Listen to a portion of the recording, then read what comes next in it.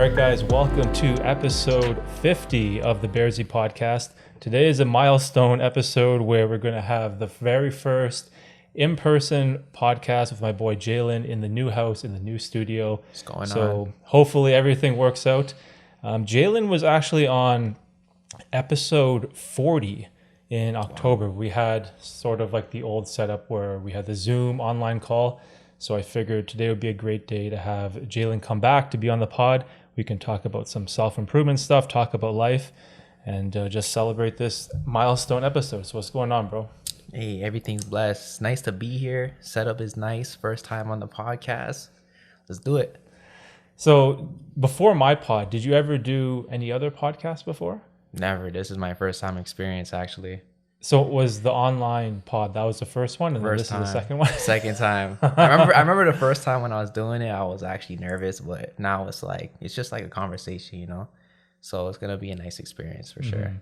Yeah, so for anyone that missed the last episode that Jaylin was on, we sort of talked about how we met on YouTube, and Jaylin produces content similar to me in the self-improvement niche. And we were sort of talking about our journeys, what we've learned. And I remember during that pod, there was one subject we wanted to talk about, and that was psychedelic mushrooms. Yeah. So I'm wondering, you were mentioning you had a story or a trip? Oh, man. A trip. Okay. So what did I tell you so far about like my experience? I don't know. I don't remember if I told you the first trip or the second trip. You just briefly told me about this one trip where you're outside and everything was like super vibrant. The colors of the leaves and the trees are really bright. Okay. And then we sort of ran out of time and we weren't able to get into full detail about like the reasoning, why you did it. Was it like what was the intent? Okay. So I remember this was like my friend. This is when I first did it, actually. My friend was like, yo, like, I've been doing shrooms for a while now. Maybe you should try it, because you know how you're into the spirituality and stuff like that. You may get a different experience. So I was like, all right, let's do it. Like, this is the first time. And then so when we first did it, what's it called? When we first did it, I went to his house, and then he put in a tea, and then I drank it. Probably took like 30 to 45 minutes for it to actually like kick in. And then like we didn't really do too much. We are just kind of like observing, being calm and stuff like that. And then I started getting into my head, and like just emotional things were just arising within me, you know. And like just because recently 2 years ago some traumatic thing happened. I already told you about that. Right. The guy at your house? The neighbor, right? Yeah, the neighbor, yeah. So, like, that was kind of arising within me again. Like, I guess it was, like, emotional trauma. And then I just started, like, crying. And then after that, it was, like, I felt very lifted. And my energy was starting to, like, I was, like, releasing a lot of, like, old trauma and old baggage. And I realized that shrooms, like, they actually help release a lot of like baggage and trauma and a lot of things that you may hold within you but that you don't get to express, right? So that's just one thing I realized with that. But so that happened, and then we went outside, and then that's when we started to actually, like, this is when the trip started to get fun and good. It got fun. This is when it got fun. Yeah, everything started getting fun. So we went outside. We're just driving. This guy was getting so energetic. So it was like everything was so amplified. He's like, we're in the car. He's like speeding and stuff, like playing loud music. And then we went to the bluffs. And then we went to the bluffs. We're just like in nature, just doing like primal masculine stuff. Like, we're just running around, jumping on trees, just having fun as kids and stuff like that. And then yeah, it's pretty much it. Do you remember the dose or how many milligrams or grams it was? I think it was 2 grams. Okay, so you had a standard dose. Yeah. So generally, and this I've learned this recently with a lot of the videos that I've released about psychedelic mushrooms. What is a microdose and a standard dose and a heroic dose for me is not the same for everyone else. That's true, yeah. So for me, a microdose was like half a gram or lower, and then a standard dose was like half a gram to, let's say, 4.5 grams. And then anything after 4.5 grams is like the super deep heroic dose. Damn. But I've had people talk to me about like they've had a 1 gram trip and it was like crazy. And I'm like, 1 gram? That's just like a normal standard dose. But then you also realize that the sensitivity that people have to mushrooms, it varies on like a large scale. Right. So I'm always interested in hearing like the dosage, because you said you had it in the tea, right? Yeah. Okay, so you normally, what I do is I put it in like bread and I just stuff it in my face. I think tea is the proper way. Yeah, you're supposed to do it. You don't have to deal with like the harsh, earthy taste. Yeah, right. I think so too. Yeah, but for whatever reason, I've really enjoyed the topic of psychedelic mushrooms because I've explored the microdoses a lot more, and this really kind of falls into the productivity, self-improvement stuff where you become more productive, you become more creative, you improve your focus and your ability to concentrate.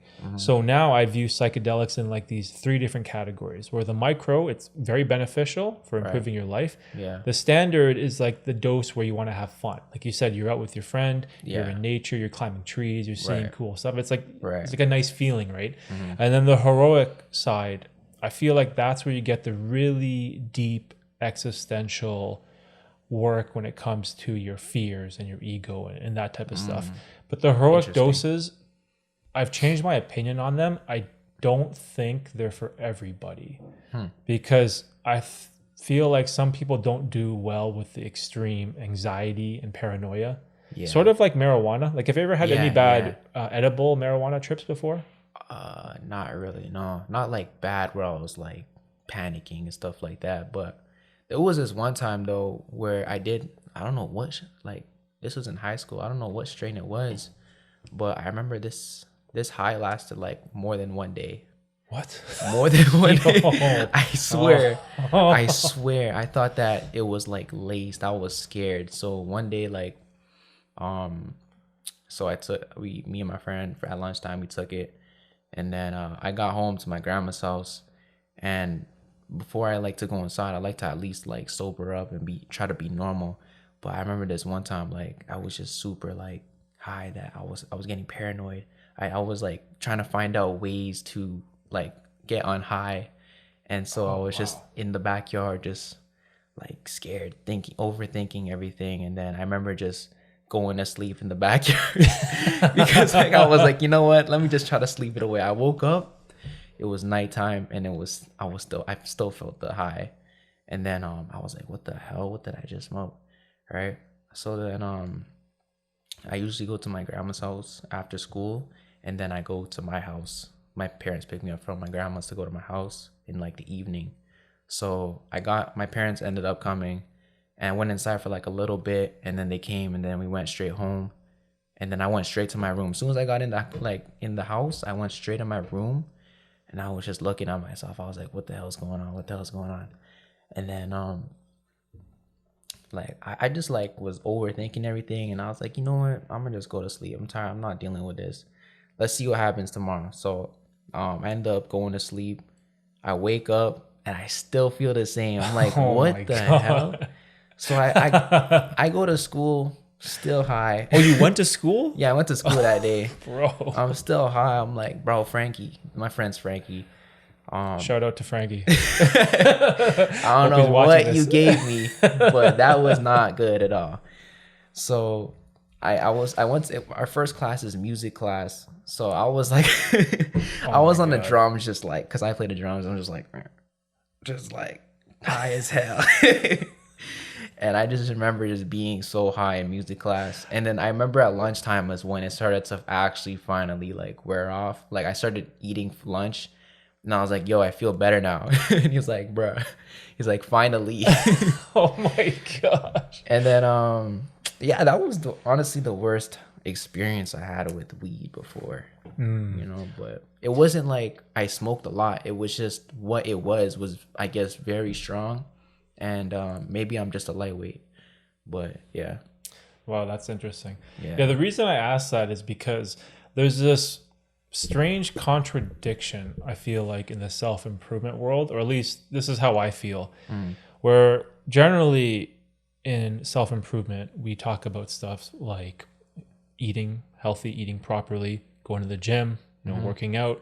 Maybe you want to do some type of cold showers or gratitude journaling. Like there's tons of habits that you can add to your life to start your own self-improvement journey, right?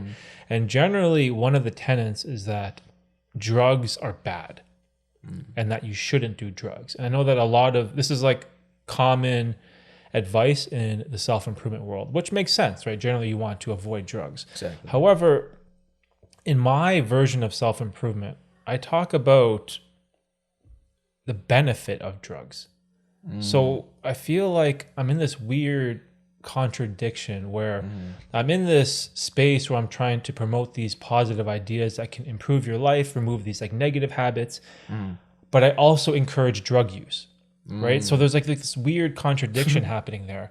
And so when I say I promote drug use, I don't mean like, oh, try crack or heroin or meth. Like, of course, those are like the really hard drugs that come with physical addictions that can obviously ruin your life. Exactly. But I'm very open to the idea that not all drugs are created equal.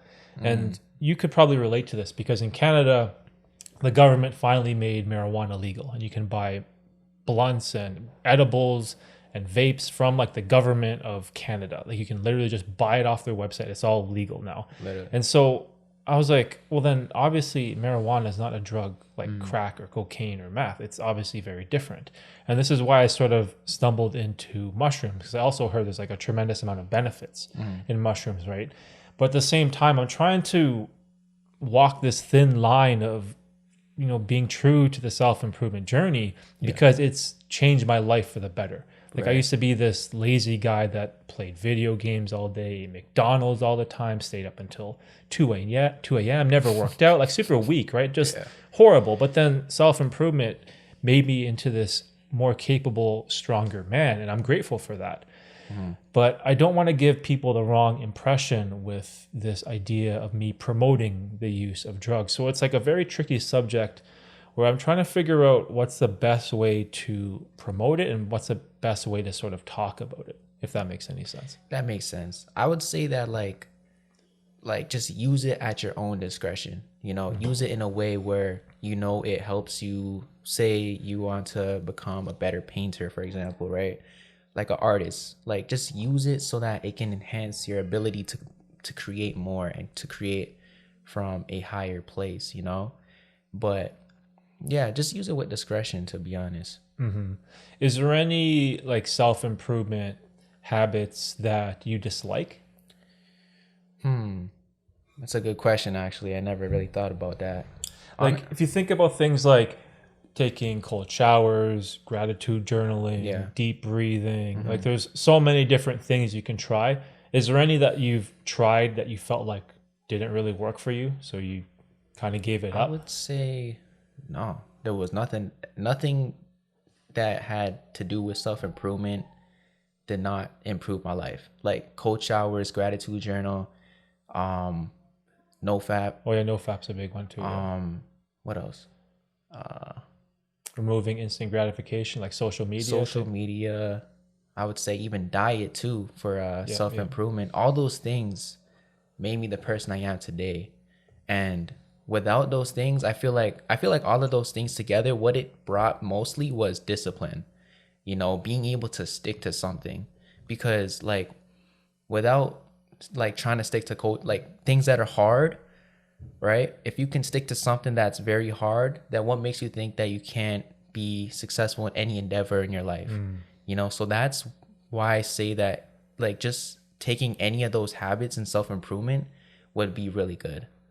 You know, and I never disliked any of them. I went in there with like an open book and I absorbed as much as I could from it and try to put it into my life and try to better myself. And yeah. Which one do you think is the best or the most beneficial? I would say NoFap. NoFap, really? NoFap was the best. Oh, wow. The reason why I say NoFap is because, like, that's like controlling your sexual desire. This was the first thing that I probably conquered before I can conquer anything else. So, I remember like back in this was when I was like 15. All So my parents are watching grade this, but 9? yeah, Grade 10? grade 15. So yeah, grade 9, grade 10. Grade 9, grade 10. Okay. I think grade 10 actually. This is because I was born in December, and but yeah, grade 10 I started to like see a lot of like NoFap starting to come up on like YouTube and stuff like that. And this is a time when I went through a heartbreak, so you already know what happens. You get the most energy, and you just want to better yourself the best you can. And then like one of the biggest addictions I had was watching porn, you know, and that's like probably one of the reasons why I had like a lot of anxiety, no confidence within myself. I was very skinny and stuff like that. So I wanted to make my life better by being disciplined to one thing.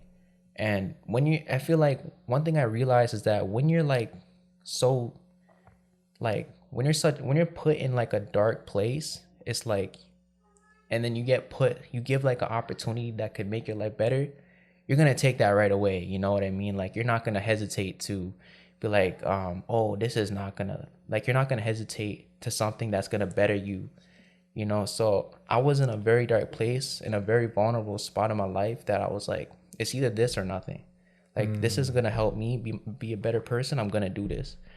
And so, yeah, that's when I started doing NoFap. And then I started like reading a lot into it, the law of attraction, and I used NoFap to actually like manifest a lot of things in my life. And I realized that it really does help, you know. Like, I was able to manifest a girl for me. I was able to stick to my fitness journey. I was able to like stick to a vegetarian diet. I basically just transmuted my sexual energy to bettering myself. So that's why I say like everything derived from NoFap for me personally.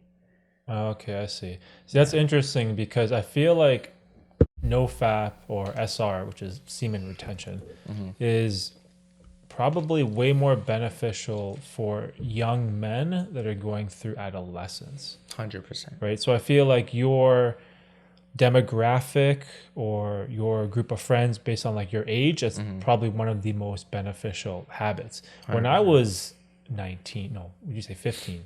Grade 10. So when I was 15, I don't think the NoFap world even existed. Yeah, you know really? what I mean? Yeah, Oh, wow. because even then, there wasn't even YouTube. Because when I was 15, it was right. 1999. Oh, wow. Like that, there was no YouTube. There was like, Yeah. It's weird that I say that, because I still feel like I'm pretty young, because I'm 38. Yeah. But then in comparison to the world we live in today, where we have social media, we have cell phones, the internet, all this craziness, it's so hard to compare the struggles that young men go through now as to when it happened to me, right? So when I think about the self-improvement habits, I think the best, by far, without a doubt, is fitness. I think nothing even comes close to working out, in my personal opinion, because, and this applies to every single person in the entire world.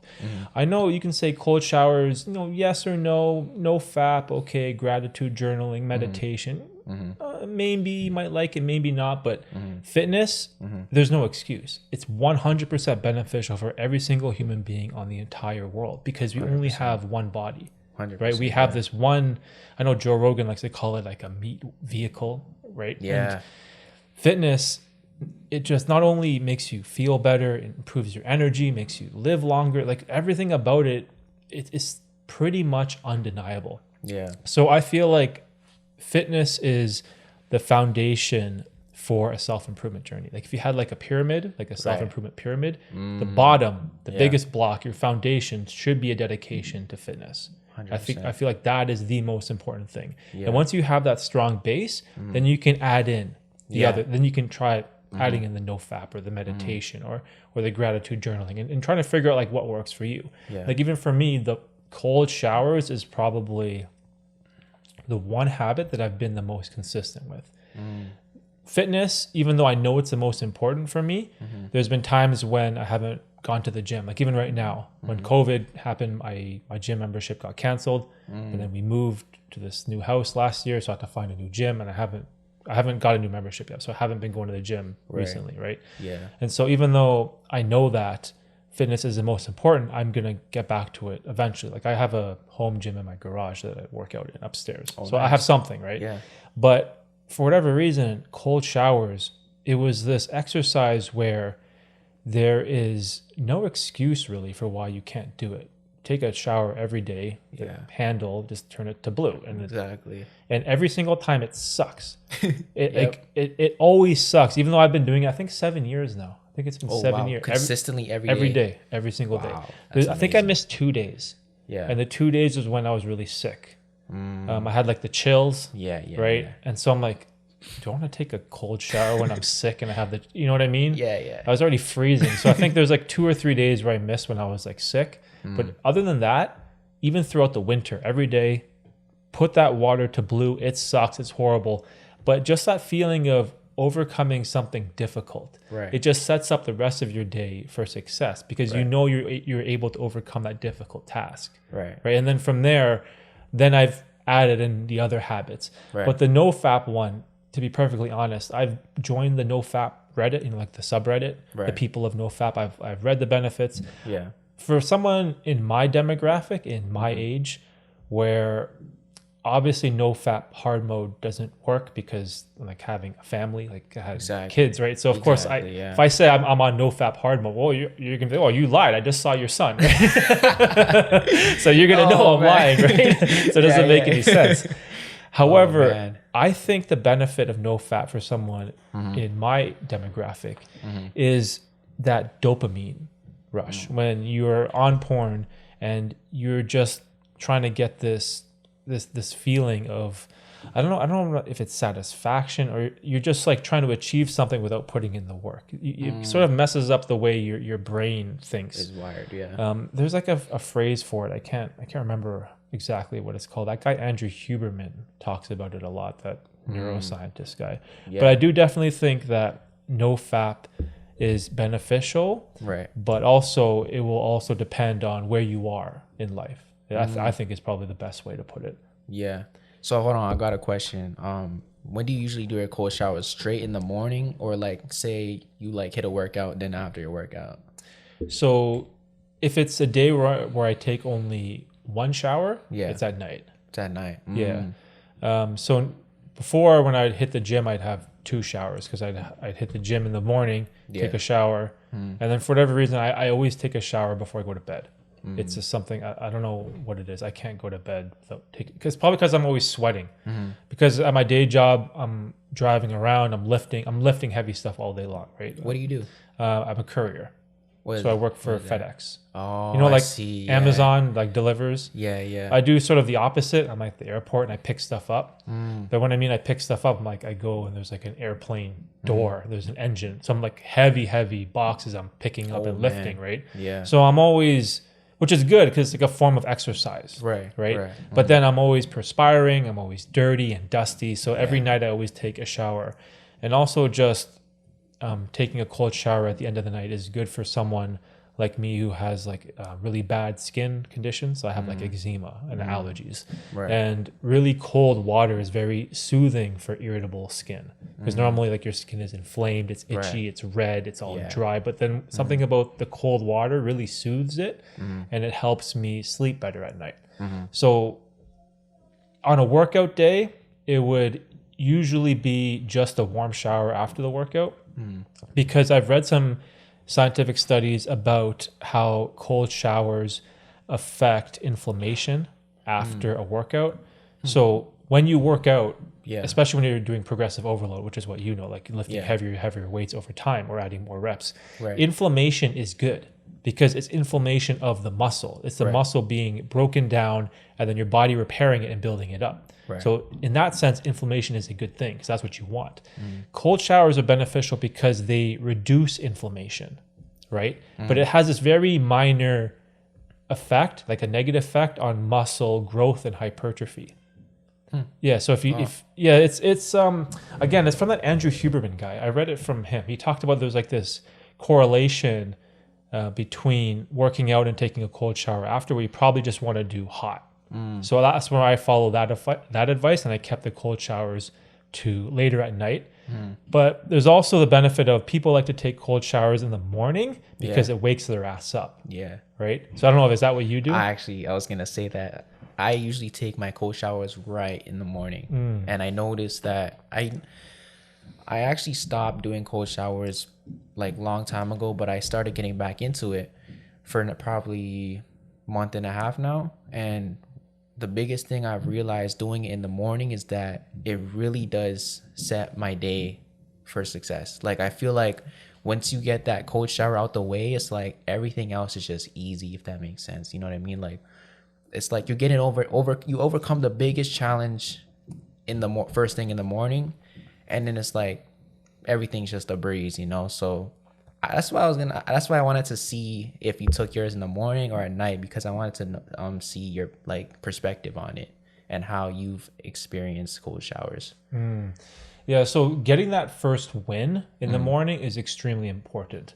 I get my first win of the day through my diet because I'm someone who practices intermittent fasting. Okay. So that's probably the second habit that I've been the most consistent with. Yeah. So I'm probably a good 6 years on and off of intermittent fasting. Wow. Recently, it's been a lot more crazy. I've been going dinner to dinner. Oh man. That gets rough. So we're talking about 23-hour periods of no food. I'll just go dinner. Next day I would eat is dinner. And then just dinner to dinner to dinner. I see.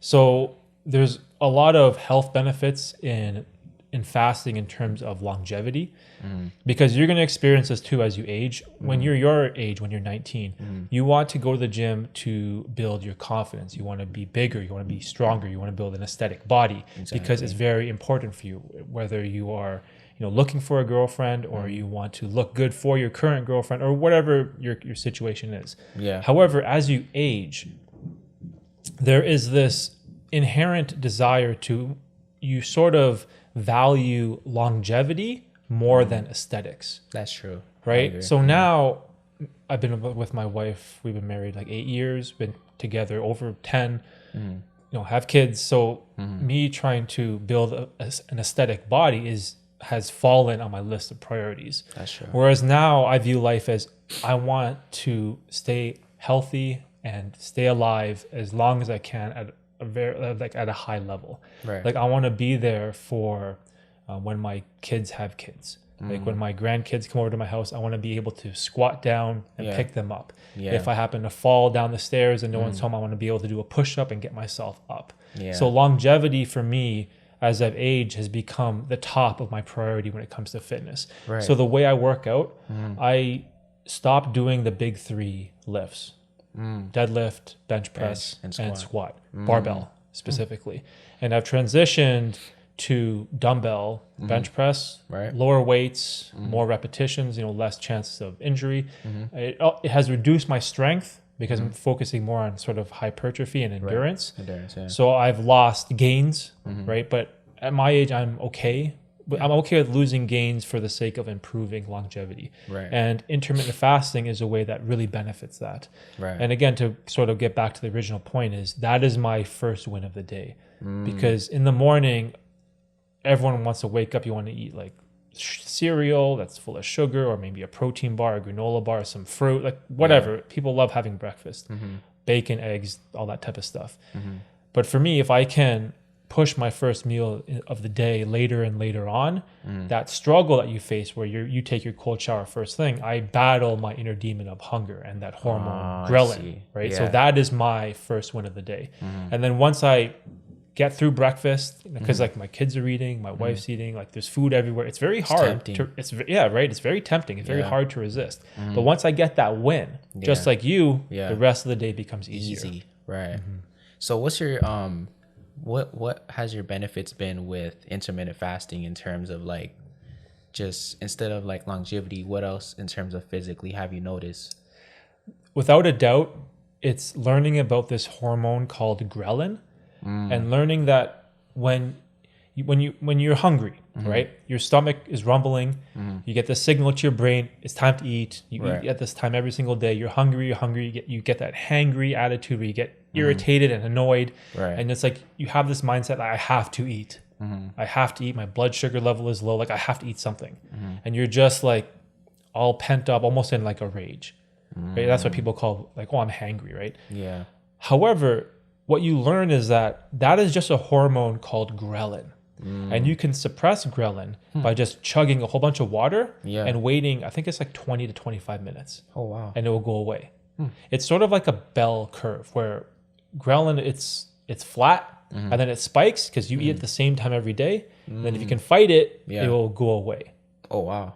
Right? So that's what I've learned is what you don't have to eat when your stomach is rumbling. You can fight it. Yeah. But everyone gives into that signal. Oh, it's time to eat. I have to eat. I'm all irritated. I need food. And they go crazy, right? Yeah. But in my mind, I know exactly what's happening to my body. So I go, okay, I don't have to eat right now. I can just fight this. I'll grab like a liter of water, chug it back, maybe have some green tea or black coffee, like some type of drink without calories or without sugar to sort of fill your stomach with liquid and then ride it out. And then that hunger level, it goes away and you can keep continuing your day.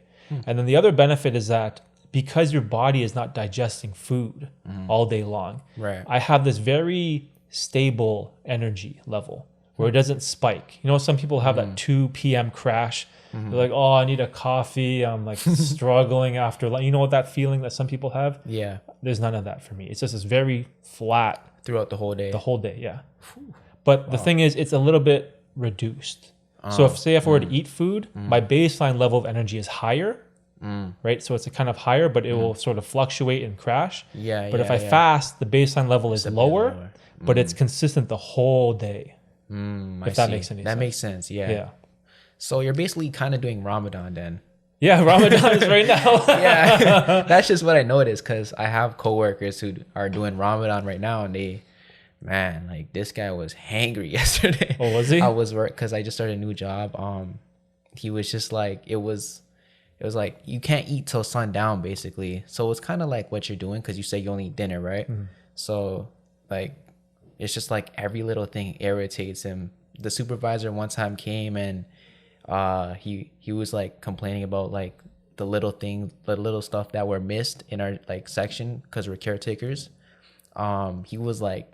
He just looked so annoyed and pissed off. And I know exactly why. It's because he's starving, and he's probably just hangry, you know. But yeah, that's pretty hard to do. So the Ramadan thing, can they drink like water, or is it like a full fast until sundown? That's a good question. Actually, I have 2 friends who are Muslim. One is going hard fasting, like he's like no water, no food. Wow, no water. No water. Yeah, exactly. And he would go on like 1 hour runs in the morning. He'd do cardio too. So I'm like, dang, you're not gonna drink any water? He's like, I'm good, man, I'm good. But when I look at him, he looks pretty pale. So I'm like, all right.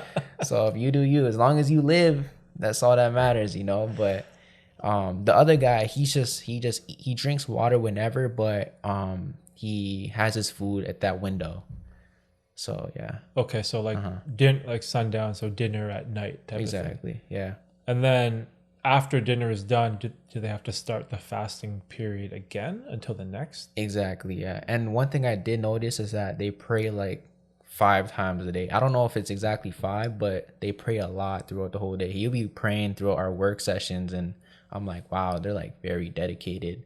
But you know, one thing I noticed with fasting, like Ramadan season and stuff like that, is that it's like Ramadan is like correlated to nature, if that makes sense. Like as soon as spring begins, it's like they're also renewing their body for the new season to begin, which is actually very cool. I don't know Oh, if that's they interesting. I don't know if they realized that they're doing it in tune with nature, but it's like it's pretty cool actually that cuz like how in Canada we have 4 seasons, and we go through a rebirth in our nature. Like right now everything's dead and it's now going to be rebuilt.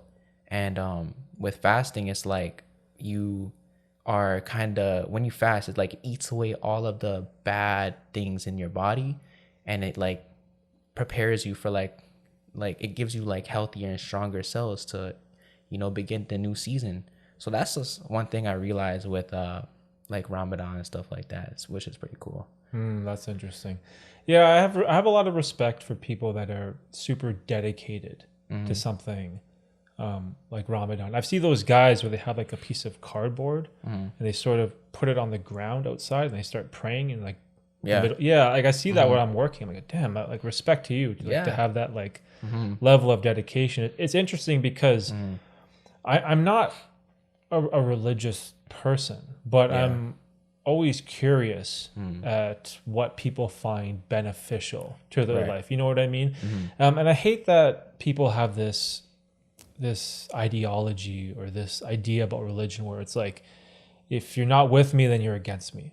If you're not in my type of belief, then you're against me. You're my enemy. And I hate that way of thinking, right? Because it's like, say if someone is Muslim or Christian or Jewish or Buddhist, whatever, like name the religion. If it's beneficial for them and their family, it brings them peace, it brings them happiness, they get to practice their faith, it's benefiting their life, they have a community. And structure too. Yes, like that's great. That's like an amazing thing to have. And that doesn't mean just because your religion is different from theirs, that doesn't mean that they're your enemy. Exactly, yeah. But it's weird because, and I talked about this on the last podcast with this guy from California. And in our society, we're taught to never talk about two subjects. And those two subjects are politics and religion. Like you're never supposed to talk with your friends and family about like your beliefs in religion or the type of politics that you subscribe to. Yeah. And I hate that idea because you're suppressing speech. And I want to be able to talk about all ideas Exactly. regardless of what they are, right? I don't know if you feel the same way. I kind of, one thing I noticed with religion is that they always just feel iffy about the other religion.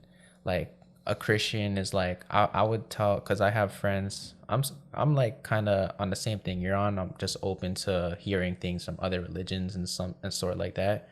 So I have a Muslim friend and I have a Christian friend, like super like Christian and super Muslim, and they really believe that to their core, right? So like I just be getting ideas from the Muslim people and ideas from the Christians, and I always try to tell the Christian about Islam, and I try to tell the Islam people of like Christianity, and they're always like, no, there's always some contradiction between the two religions. I don't know why, but at the end of the day, they still believe in one God, right? Like, but then there's always something that could contradict their belief and all nonsense like that. But I just try to like, like I believe, one thing I do believe in is there is a God, and he's always like listening to what we're doing in our hearts, and he gives us what we desire, and I believe that he is like it's like a relationship in a sense. Like you can kind of like speak to him and kind of vent to him, pray and stuff like that.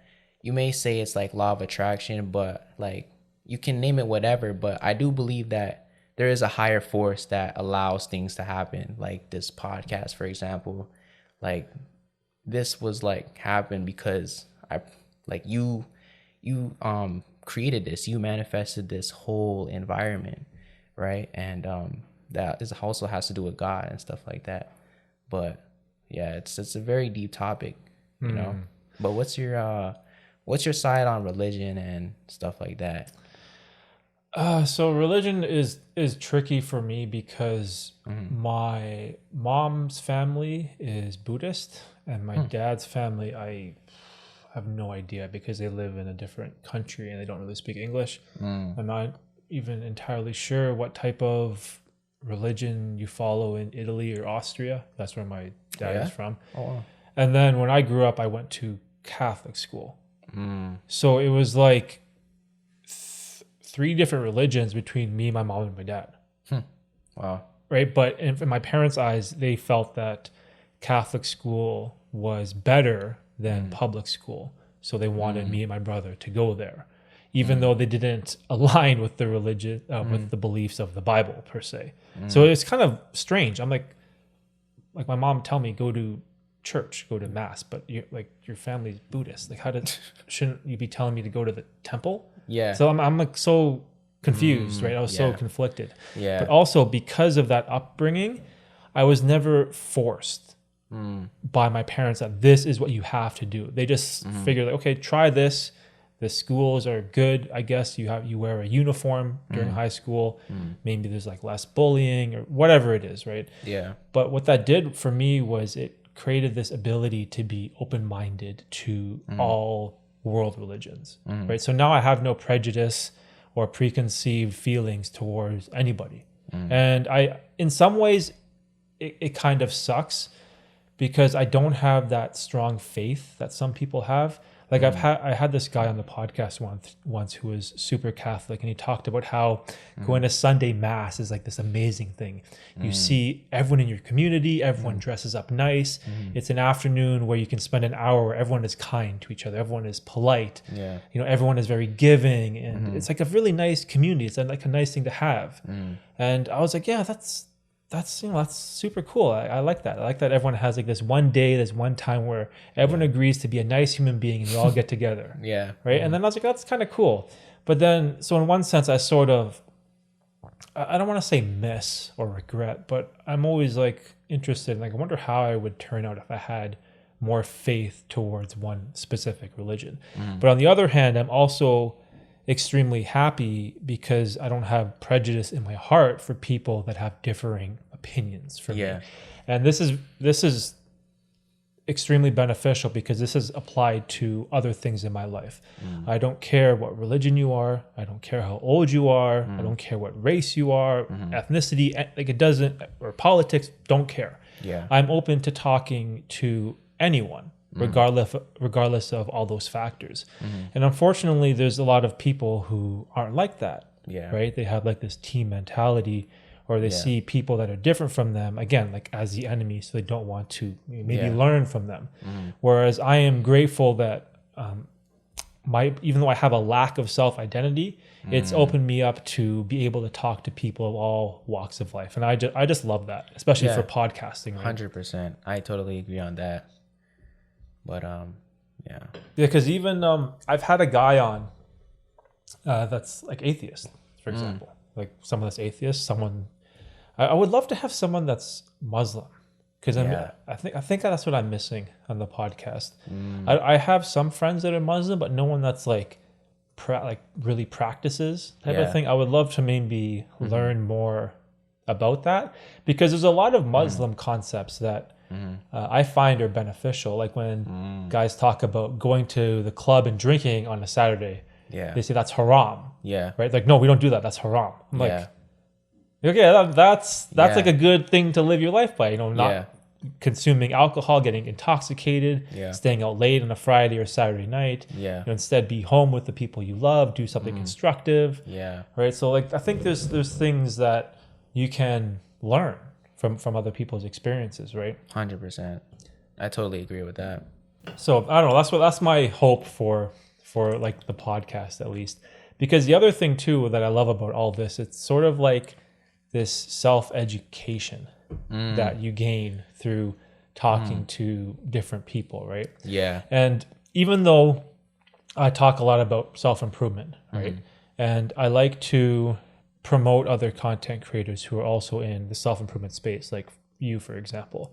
But also, I think it's good to diversify the type of subjects and people you surround yourself with, because you may learn a brand new hobby or path in life that might completely change your life. Like for me, for example, I randomly got into videography. That's like buy a GoPro. Let's fool around and make random videos at the cottage. And then it leads into YouTube, and it leads into podcasting, and it leads into like this. Yeah. And then it's like this cool journey that you never would have had if you weren't open to those new ideas, right? Exactly. If that makes sense. Yeah, it's like you planted that seed 5 years ago, and now it's just been blossoming into something you never really expected. So that's just all it is. Like, say, speaking of 5 years, like for your, I know this is like a common question, like where do you see yourself in 5 years? Oh, no. But for your self-improvement journey or in your YouTube channel, what is like the dream or the end goal for all this stuff?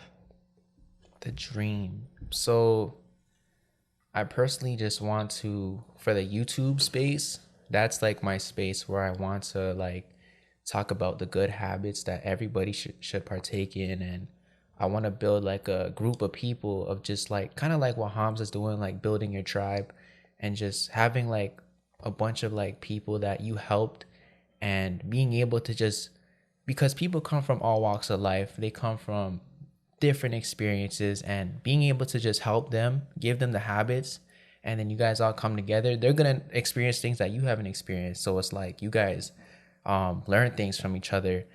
And so with the YouTube, I just want to like kind of build that tribe and have more people around that could, you know, help each other. And I just want to have that community where people could just feel free to, you know, be vulnerable and feel accepted, you know, build that community. And in terms of my Instagram, that's where I just want to keep that strictly fitness influence. And like, I just want to be a fitness influencer on there. Oh, okay. And like I just want to like in 5 years I probably want to like be sponsored by a couple of like brands like Gymshark, I don't know, you name it, My protein, like supplements, whatever. That would be nice. But we'll see what God has in store, you know, because we put in the work, but only God knows what we'll have in the future. You know, he lays out kind of the things that you will receive in the future. So yeah.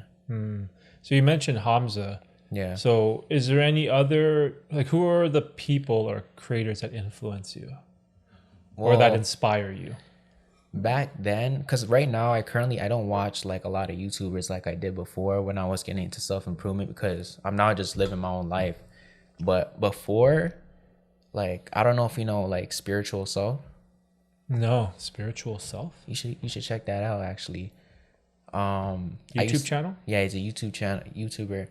He got me into like spirituality, nature, sun gazing, meditation, all of these things, right? There's also a guy named Von to Cut. He put me on to like a lot of stuff in terms of self-improvement. And this is like, I used to binge watch these guys, like, because I was just so open to this stuff. I was like, oh my God, I can better myself. I just got to do this. I just got to do that. And like, those guys were like I would say my main influence. But so yeah. Von to Cut? Yeah, so like VONTOOCUT. Okay, I see it. Yeah. Yeah, see, the interesting thing about YouTube, and a lot of this happens to a lot of people, is beginning you are consuming. Yeah. But then later on, you consume less and you create. You create more. Yeah. That happened the same with me. When I started, I was consuming everything. I was watching videos on fitness, routine, going to bed, gratitude journaling, all that type of stuff. And then once you start making content after you've learned a bunch of those skills, then once you share, you consume less, but you create more. Yeah. And that's what I find is very common, especially with content creators in like our space, right? Yeah, 100%. Yeah, Von Tuca, dude, this guy's 332,000 subs. Yeah. It says it has like the music symbol. Does he create music? He started creating music, yeah.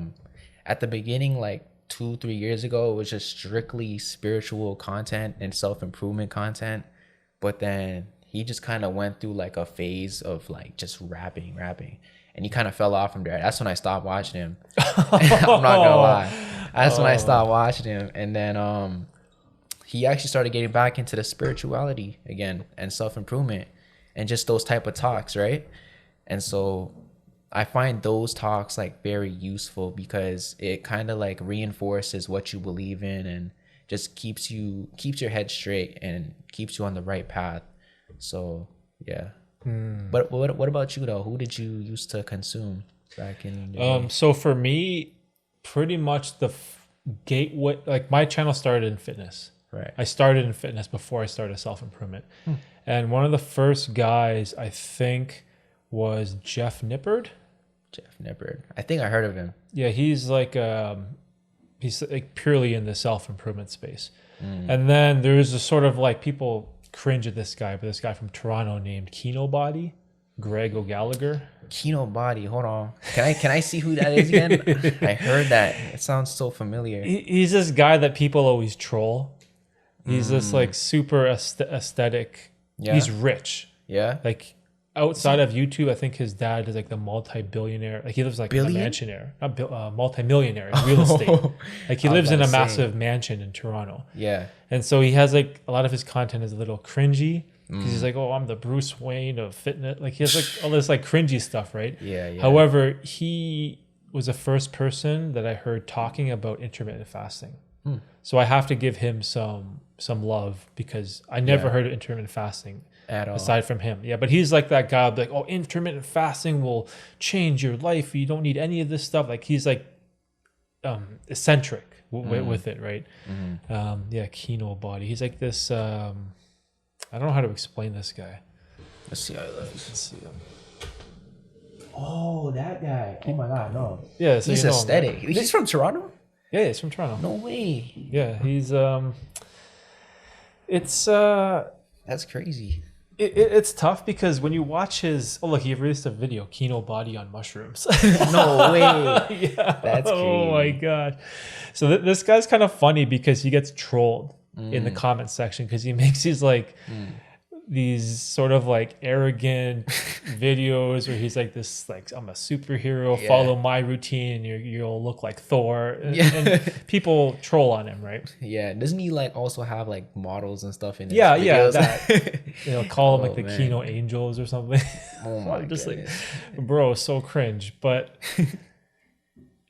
so like I started like the whole fitness stuff with those two guys, and then when I realized that I loved working out, I loved dieting, I loved fitness, but when I realized that I didn't want to be in the fitness niche, that's when I was like, oh, this isn't for me. Because, you know, some people, they love, like you, for example, you show clips of yourself at the gym. I remember I saw a video where you're showing your progress on your bench press and you're hitting like a PR, right? Yeah. Some people like love that type of stuff. You love releasing content about what you're doing at the gym. Yeah. Whereas for me, I didn't love it. It felt like work. I'm like, I gotta bring my camera with me. I gotta record this set, and I don't want to talk about how many reps and like I didn't love it, right? So it wasn't until I transformed from the physical to the mental side where I fixed my health because I was like like skinny fat, overweight, extremely weak. Once I fixed that, then I'm like, okay, now that I built this like stronger physique, it improved my self-confidence and belief. Because now I'm a more stronger, capable man. Right. And then I started getting into the mindset stuff, like the internal, like the mindset and journaling and just being like a smarter person, reading books. And that's when I got into self-improvement. And I sort of stayed away from the fitness stuff. And I unlisted all my fitness videos on my YouTube channel. So like it started in 2016. So you just want to be known for just like mindset and kind of self-improvement and stuff like that. Yeah, less fitness. I still emphasize the importance of fitness. Like, don't get me wrong. Again, it's the foundation. It's extremely important. Yeah. However, the value that I can add is not to show you proper form for bench press or what's a perfect push-pull leg split. Right. Where I like to talk about what can improve your productivity. Yeah. Right? What can improve your energy? What can improve your confidence, your mindset? How do you remove your bad habits and addictions from your life? So that's sort of my niche that I'm kind of specializing in because I love that type of stuff. Yeah. Like I love talking about the benefits of psychedelic mushrooms. I love talking about struggling with a gambling problem that I used to have. I love talking about how I get rid of my bad habits Yeah. and how I stay super productive with a family, a day job, the podcast, the stream, all these things. Like that is my lane, Yeah. right? So I try to stay in that lane. And I think that's okay because in the beginning on your YouTube journey, it may start as one thing, but in a couple of years, it may transform to something completely different, right? Like That's you true. never know. Yeah. Honestly, like whatever you're going through in life is what you're probably just gonna express on YouTube, you know? And that's one thing I've really noticed is that back then, like I wasn't so big into fitness. I was just promoting cold showers, meditation, waking up early, grounding, stuff like that. And then that's all I was literally posting because I was expressing my truth. But then when I started getting into fitness, I started just posting fitness because I started becoming passionate about it. And that's just what's going on in my life right now. So I'm just gonna, it's like kind of like a documentation actually, you know, but yeah. I think it's also applicable to your life in the sense of your age. So for example, like you're 19, right? So fitness, I feel like is a perfect topic for you to talk about because most people in your demographic, in your age range, Right.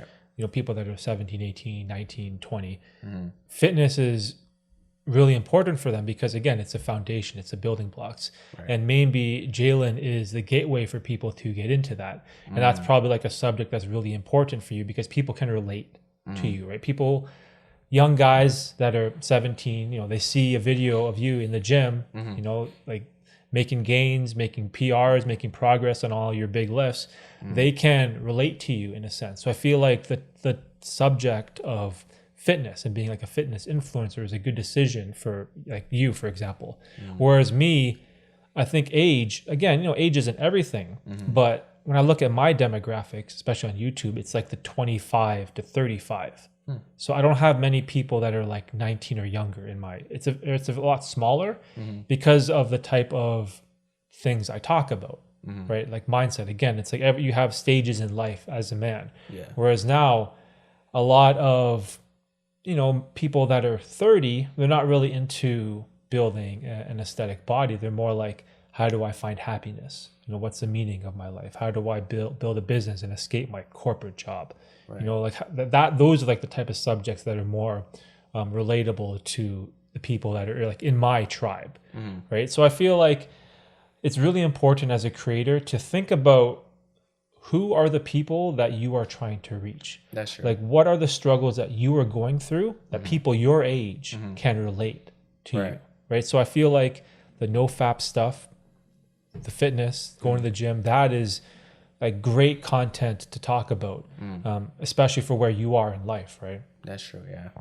So whereas me, I don't know, like if I'm talking about like no fap and I'm like this dude, you know what I mean? It's sort of hard to relate, right? Yeah, that's true. Like younger guys would value your perspective on the subject more than they would mine. Yeah, for you example, also got to right? take the viewers consideration of like what they want to see, you know, from you know.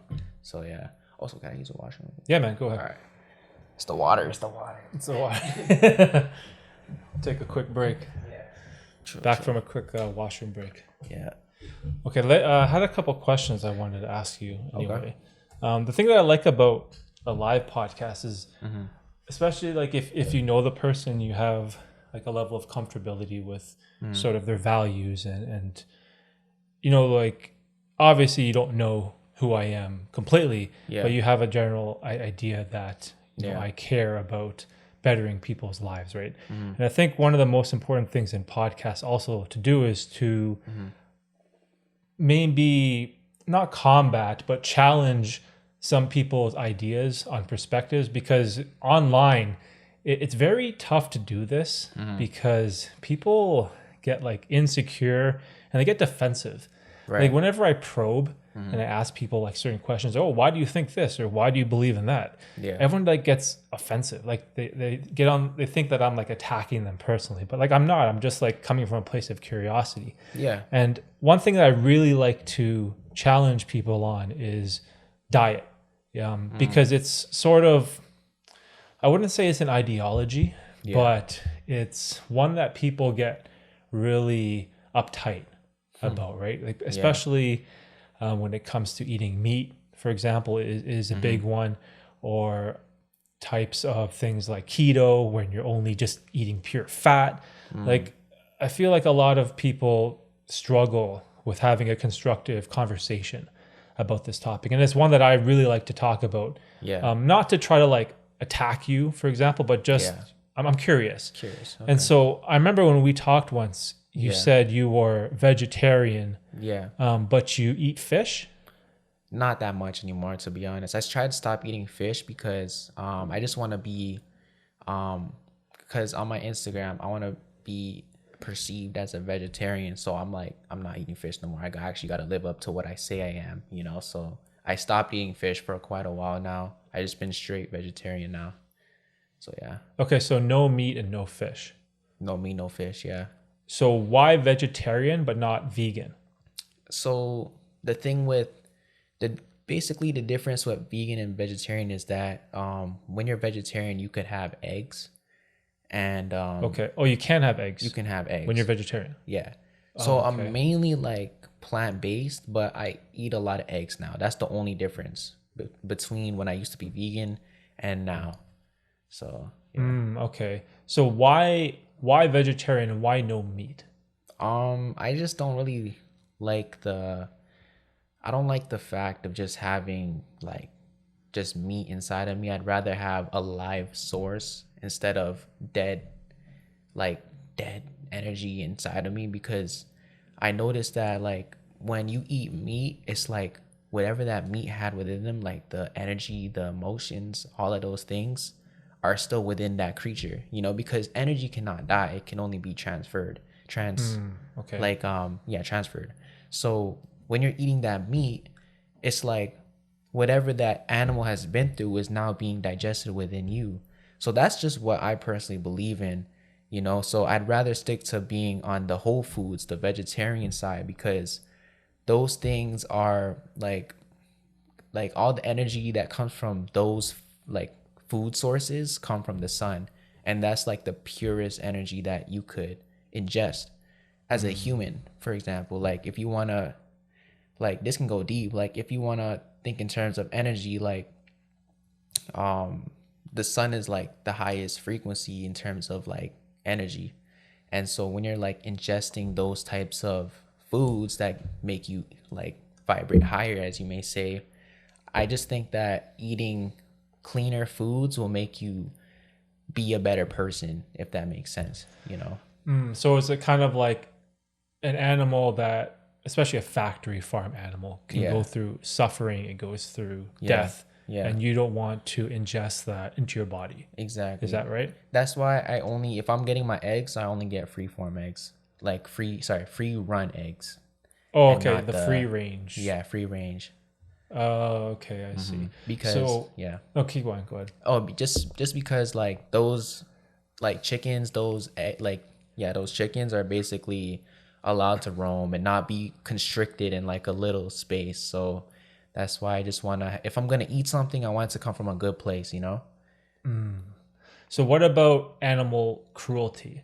Does that weigh in on the decision? That also does weigh in the decision, because I don't really support any of like animal cruelty. I believe that like humans were designed to just be vegetarian, because look at the way our teeth structure is made. Like we literally have molars which are used to grind up vegetables. If we were supposed to be carnivores, we're supposed to be having canines, and we should have our digestive system should be able to digest it way quicker. But meat is like the longest thing to process in our digestive system in terms of all foods that we eat. Like it takes like days, I'm pretty sure, to digest meat fully in a digestive system.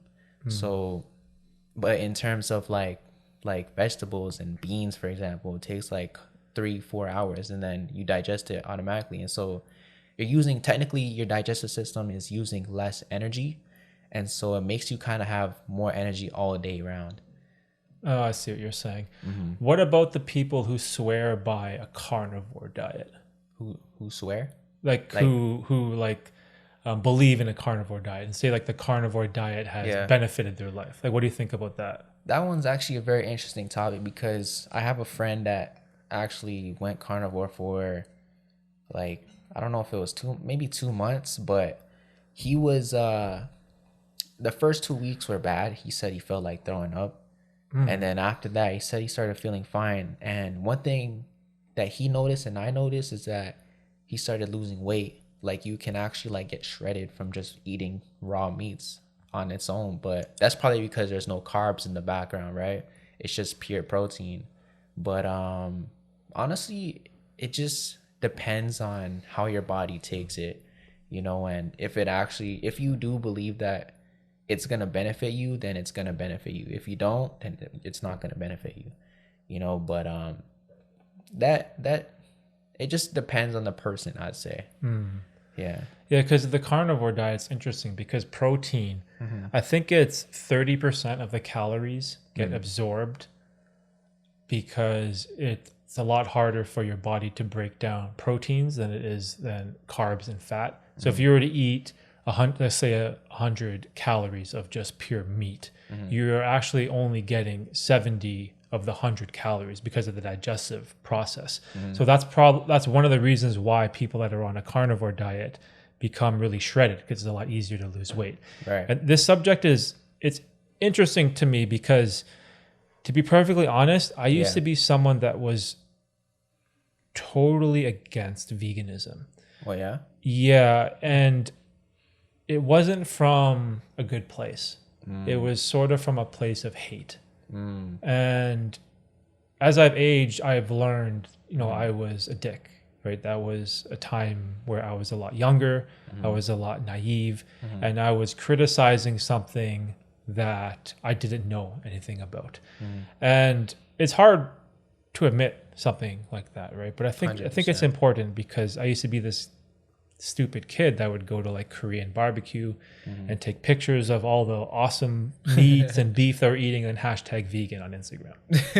Wow. Yeah, that's why and then the comments would come and I would just, oh man. yeah, like that level of a terrible, like again, I'm young, like I'm a young guy that doesn't know any better. And even though I don't subscribe to a vegan or vegetarian diet, I really like talking about the subject because I feel like I've talked to so many people that swear by the vegan diet, or they feel so good. They cut out meat and animal products from their diet. Yeah. They just feel good and healthy and clean and they just live a better life. Yeah. But then I've also talked to people on the complete other end of the spectrum where they've tried carnivore and they eliminated all sugars and carbs and vegetables and fruits and grains and all of that stuff from their life and only eat meat, and it greatly improved their life.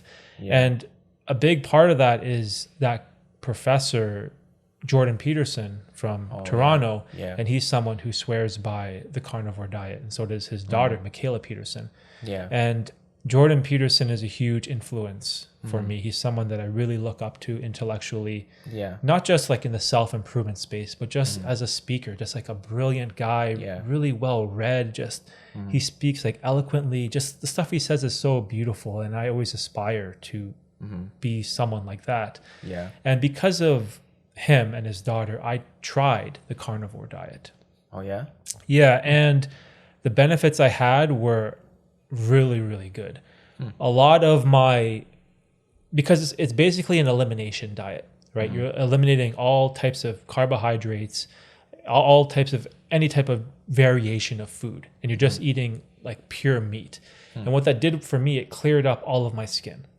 All of my eczema went away because of my food allergies. I have so many food allergies, especially like grains and rice and wheat and oat and bread and pasta. I'm allergic to all that type of stuff. Wow. Right? So carbs are, and like you can see it on my face. Like right now here, my face is all red because yesterday I had pizza.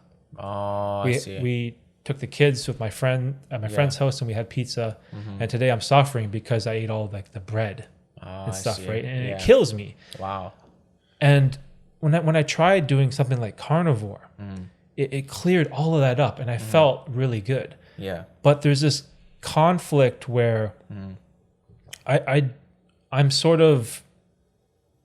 conflicted because I'm strongly against animal cruelty and factory farming.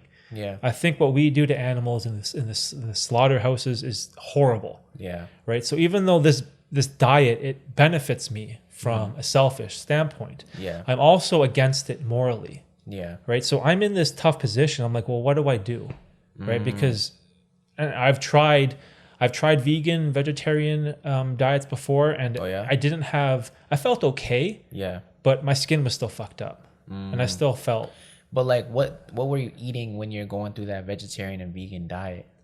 It's everything but no animal products. Like, was it basically. like, because like people can say they're vegetarian, but sometimes like they still don't eat the clean foods that you're supposed to eat as a vegetarian.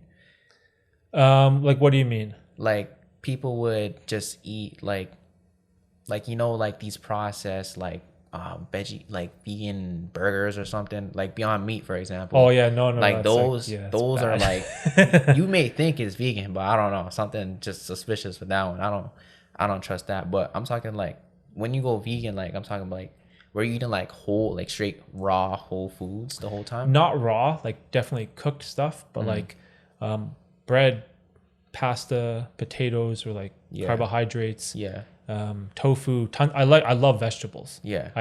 I don't really like fruit. Weirdly enough, I'm not a fruit guy. So you don't have smoothies?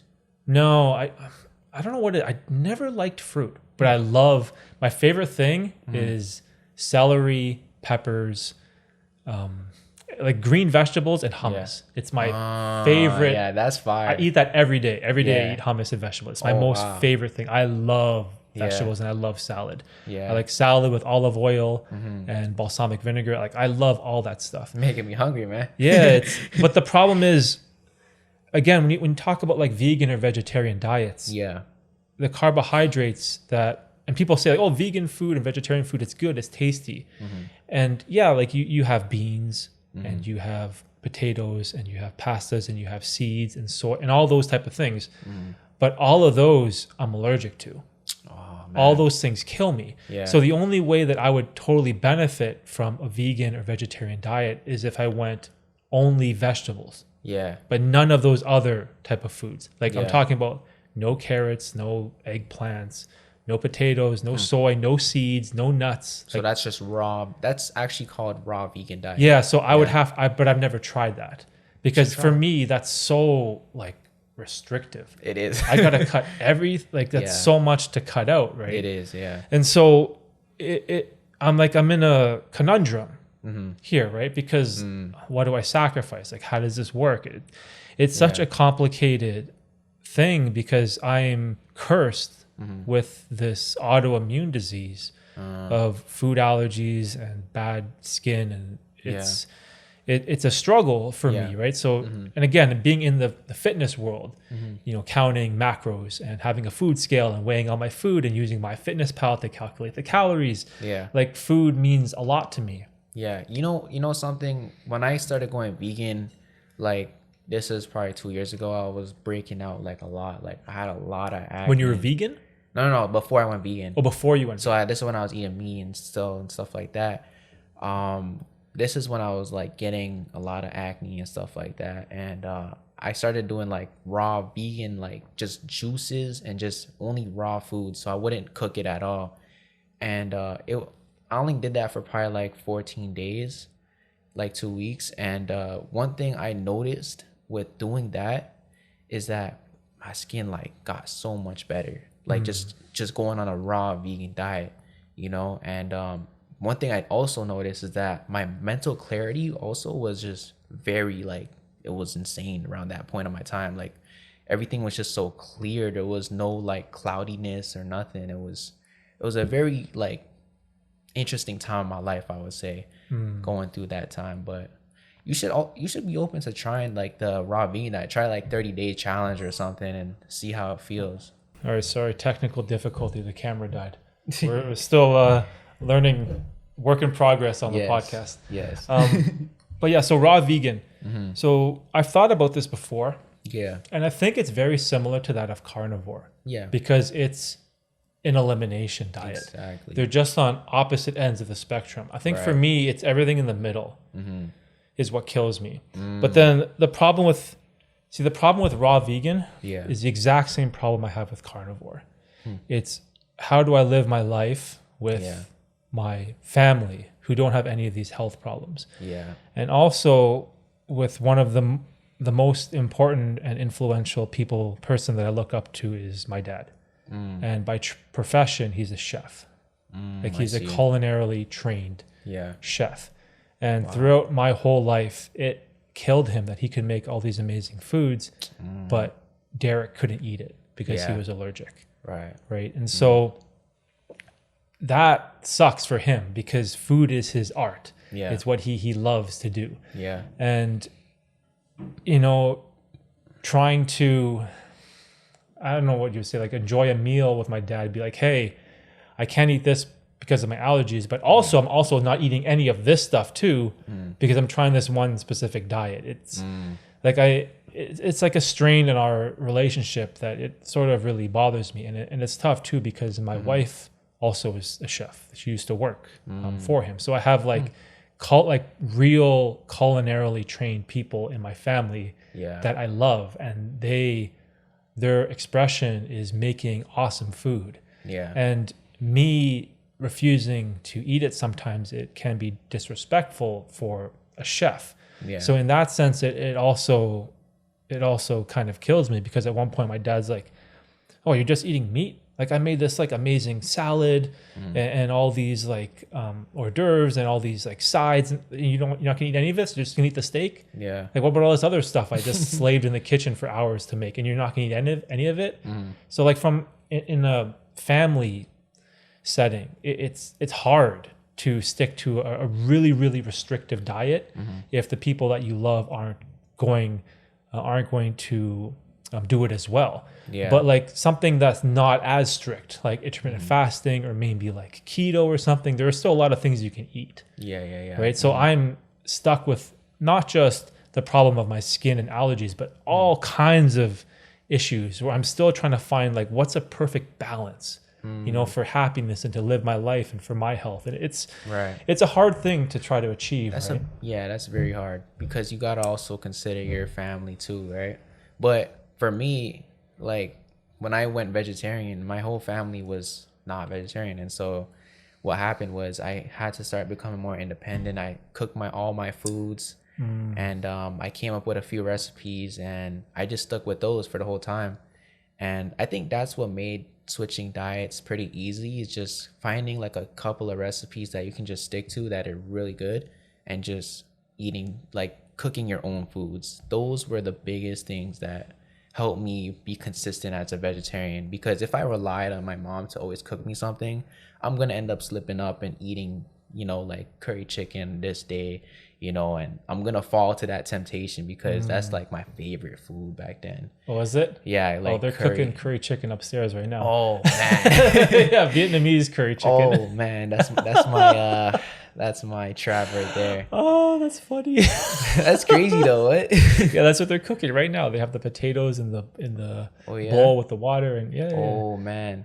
The brother-in-law and sister-in-law, they're coming over today. We're gonna have curry for, like, again. See, that's another thing, right? Or like even a birthday cake for your daughter, your son. Like, you know, my daughter has a birthday. She has her birthday cake. You know, Dad, I have some. Am I gonna say no? Because I'm a vegetarian or I'm on carnivore. Like, no, I can't eat the cake. No, Dad, I can't eat this. Or maybe it's my mom or my dad or my brother's birthday. They give me a piece of cake. No, I can't. You know what I mean? It's there's so many issues beyond just the food, right? I feel like it's such a tricky subject, and it's hard to find like an answer that fits, honestly.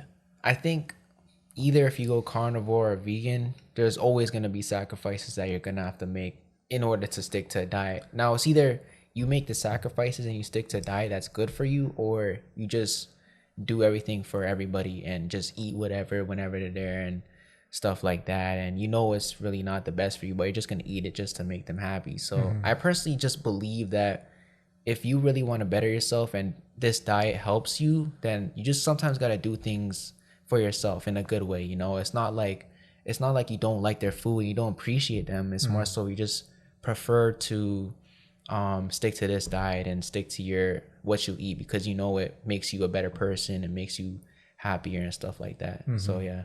Yeah, it's also the other thing too. It's not just animals like suffering and being like, again, right now I'm a meat eater. I consume animal products, and I'd be lying if I said in the back of my mind I didn't really like think about that. And I've looked into hunting. Should I try to get meat that from hunters where they're like trying to kill an animal that was on its, like a deer or an elk that was gonna die anyway. Maybe it was like an older bull, whatever it is, right? But then also on the vegetarian side, like recently my parents stopped buying avocados, and I love avocados and salad, right? Avocados are bomb. Amazing. But right now there's this thing where the Mexican cartel has taken over the avocado producing business. So a lot of people right now are boycotting avocados because you're supporting illegal criminal organization. Yeah. Right. So it's like it doesn't matter what you do. Every single food or every single thing in the world, there's always something that comes with it. Like there's always something going on behind the scenes, even like our phone, like even like our cell phones, right? Yeah. Like I was reading this thing about the cobalt that our phones and electric vehicles need, and it's being mined by slaves in the Congo. Oh yeah. And every single person who has an Apple supports that phone basically. Or a Samsung phone, you support slavery, right? So nothing comes without strings attached, right?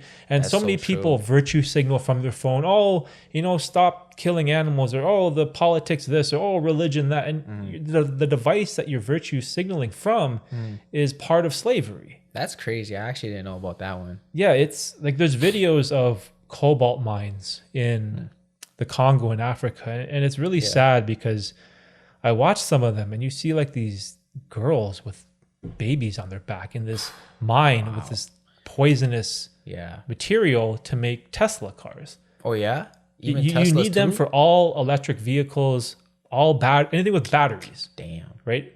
And Apple knows about this. Samsung knows about this. But you can get cobalt, and you can pay these people 50 cents a day. Wow. Right. And you can manufacture these phones. Yeah. And it's the same thing with food, right? When I look, like I'm eating meat, where is this meat coming from? Exactly. Is it like some farm where these pigs are jammed to these cages where they can't move and they're being tortured? Yeah. Like I don't want to be part of that. Exactly. Yeah. You know what I mean? Like there's so many variables to think about when you want to try to make a moral decision. And this thing about diet and food, it weighs on my mind because I feel like it's the most complicated. It's so complicated. It's so complex because there's so many like, what if, what about this? What about that? Where are you getting this? Where are you getting that? Unless you're like a hunter that goes out in the bush and you actually see the animal you hunt. Exactly. And you shot your bow and arrow and you shot it through the heart and it died instantly, and there was no pain, there was no suffering. Yeah.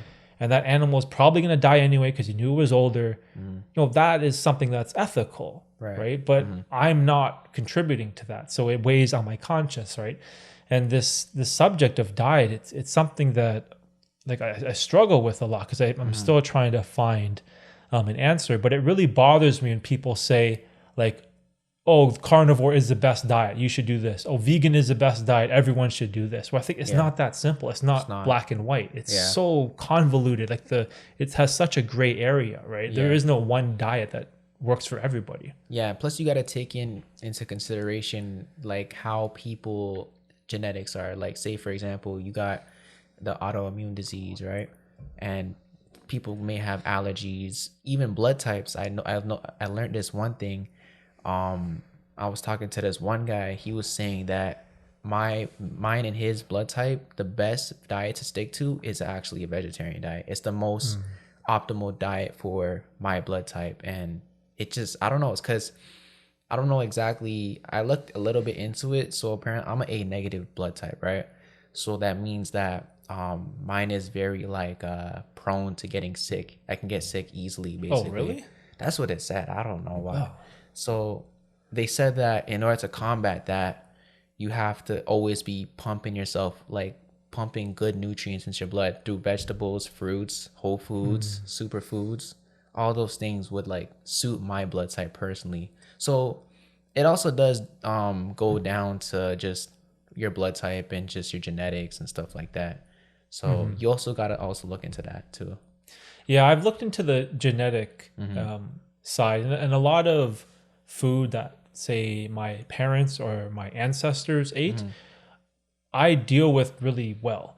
Like, say, like the Japanese diet, it's a lot of rice, it's a lot of seaweed, and a lot of fish. Right. Like, Japanese people don't eat burgers and fries and any of these types of foods, right? It's more like rice, a lot of seaweed, vegetable type of stuff, radishes, and all those foods I digest really well, right? And even on like my dad's side, like the European side, again, they don't have hamburgers and ground beef and deep fried foods and all these different type of carbohydrates. Their diet was like a lot of like cucumbers and peppers and cured meats, like those dried salamis that Italian people hang right in their cellar or whatever, right? Yeah. And again, all those type of foods I do okay with, Right. but it's like this North American Western style of like, again, like the baked potatoes and the soy and the grain and the bread and the pasta and the pizza and the oatmeal, like cereal, all like that's standard in like a Canadian or American diet, right? And that's like where I have all these issues. But then if I look like ancestrally, if that's a word, like if I look down at like what my grandparents did and what their parents did, like Italian, Austrian, and Japanese people didn't eat these type of foods that we eat here. So I'm like, is that why I'm reacting so poorly to them? Because it's not in my bloodline, it's not in my genetics. I think like, so. That could be just bro science, right? I have no concrete proof or evidence, but I'm just like thinking outside the box, like because your genetics plays a huge role in how you develop as a person. Because when 100%. I look at my kids, they have the same food allergies I do. They're deathly allergic to cashews and pistachio. Like if we all have EpiPens, so if we eat like type of nuts, like we'll die. Even them with the pasta too, like the carbs and too. To a lesser extent, but they have like the really bad peanut. Like peanut allergies is very common. But mine, it's like cashews and pistachios. They're literally life threatening. Like if I eat like a cashew, I'll die. Wow. I've ate like half of a pistachio before and just throat closes. Ooh, it's one of those. Yeah, my girlfriend has that too. Oh, does she? Not with nuts, but just animals. Oh, animals. Yeah, hers is with animals. Any animal that comes close to her saliva, like I think it's a saliva. If the dog licks her, or if she just goes in a room where there's a cat and there's like just a lot of dander all over the dander room, from the hair. Yeah, she would her throat would start to close and she wouldn't be able to breathe, and it's very scary to see. Does she have an EpiPen? She does, but I don't know. Every time she was just with me those times, she never had it, and it was just like I was scared, man. Like, I don't know what to do. I'm like, here, take this Benadryl. What's that thing Benadryl. For Benadryl, right? I just try to give her Benadryl and just water and just try to relax, try to calm her down, so that like the inflammation tries to like it comes down as you relax. So that's the best thing I could have done, but that's actually scary, man. Like having those like allergy reactions. Yeah, you have to go to the hospital. Yeah. You have to go to the ER right away, because it's happened to me before. Where I had a really bad allergic reaction and then didn't have an EpiPen and we went straight to the ER, straight to the hospital. Like you have to, if you go into like anaphylactic shock, I believe, I don't know how to say that word, anaphylactic shock, or maybe your tongue swells or your throat starts to close, like you can't breathe, you can't get oxygen, right? And you need that, I believe it's epinephrine or adrenaline that you get from the EpiPen, which subsides that swelling, because if you can't breathe, you're gonna die, right?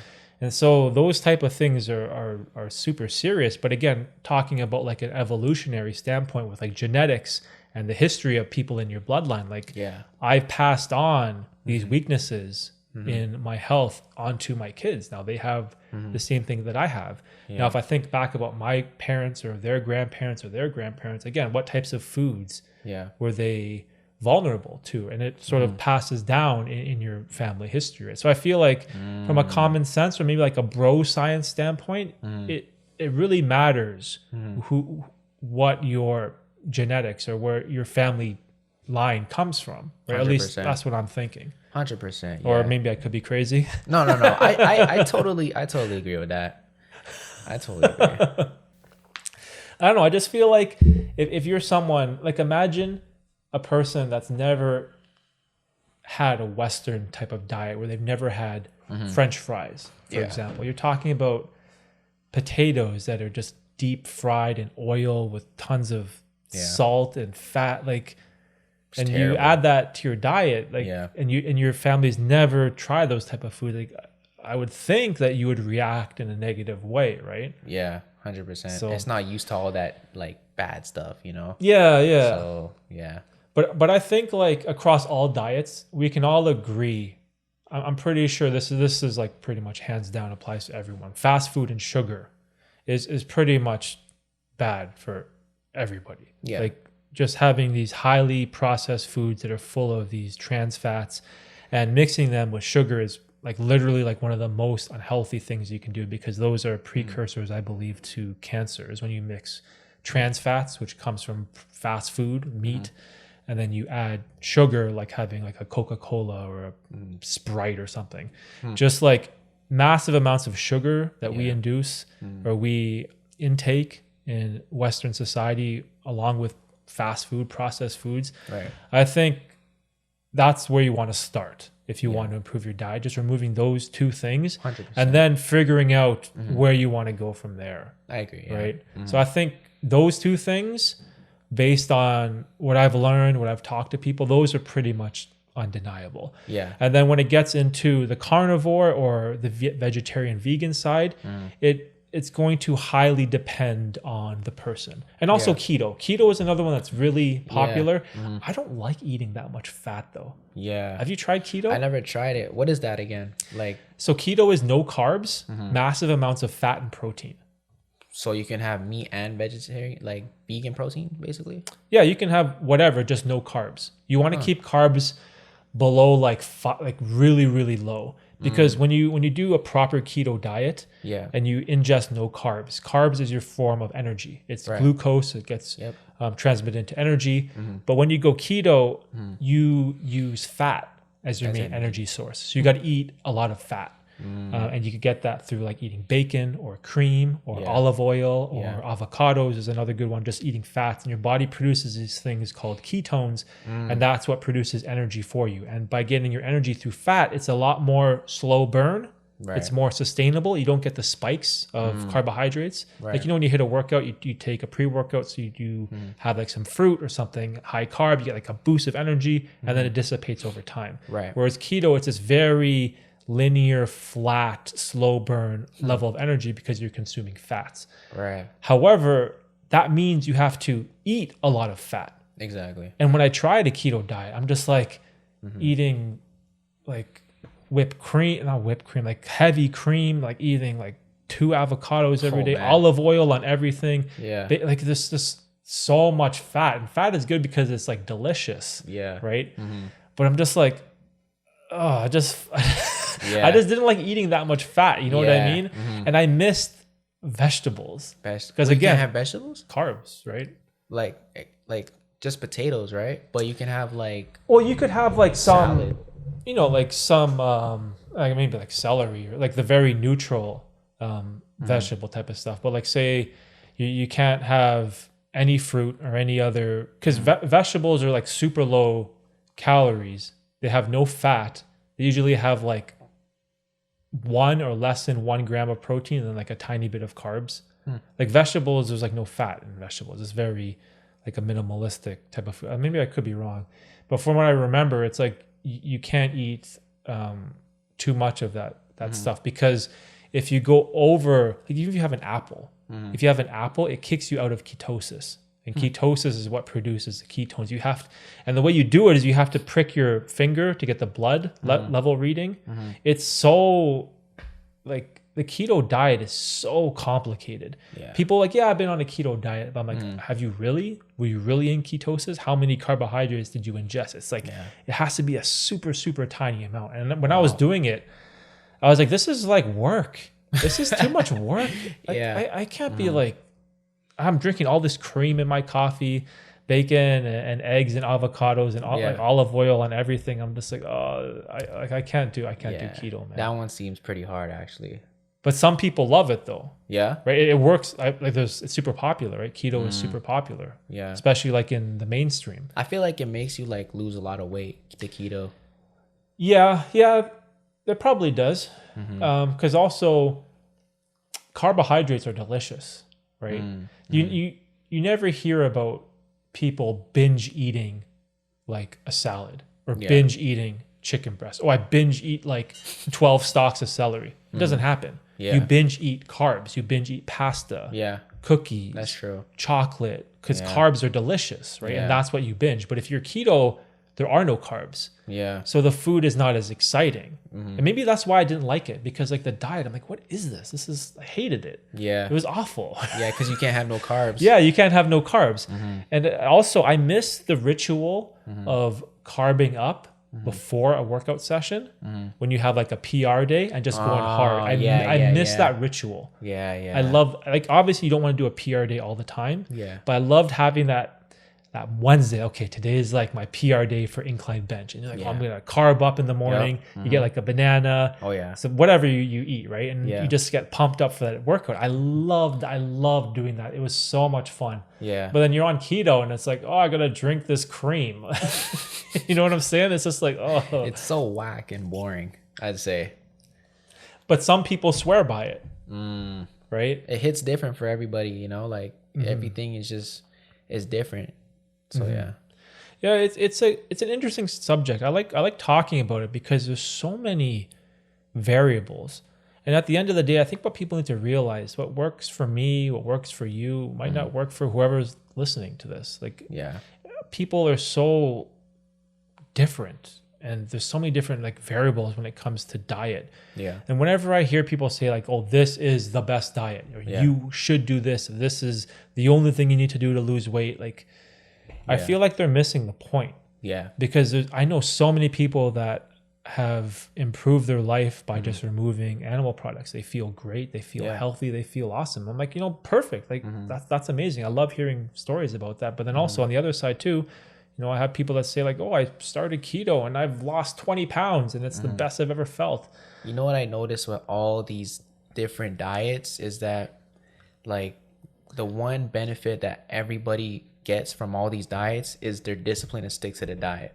That's probably one of the biggest like things why people want to stick to vegan or carnivores, because they realize that they picked up this sense of discipline from it. And so I feel like that's where the biggest benefits come from. I see. What's the biggest temptations like for you to break your diet? What do you struggle with? Like, I'd say the biggest temptations would be like I'd say sweets, like having like, say for example, like a Krispy Kreme donut. Like so one time I was at work and this guy just placed a box of Krispy Kreme donuts for everybody to have, and I was just looking at it like, oh man, that looks good.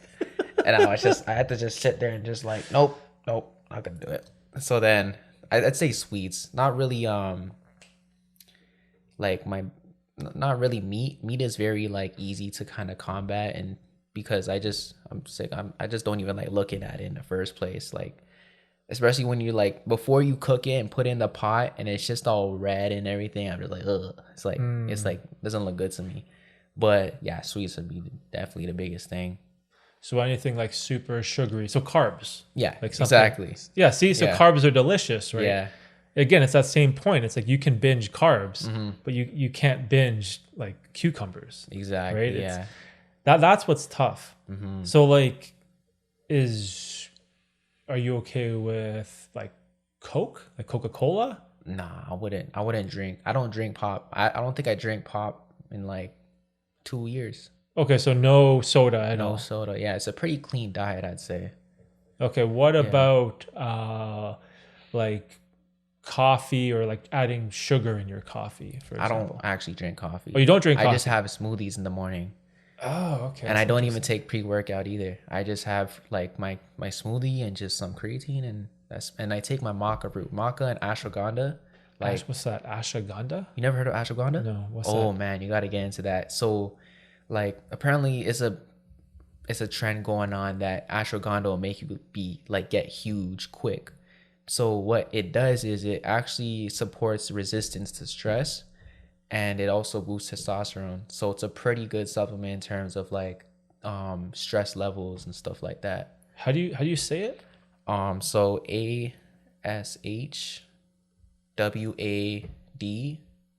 ASHWADHANDA, ashwagandha. Ashwagandha. What is it? It's a It's plant? like yeah, it's basically like a root. A root? It's like a root, yeah. Ashwagandha. Yeah.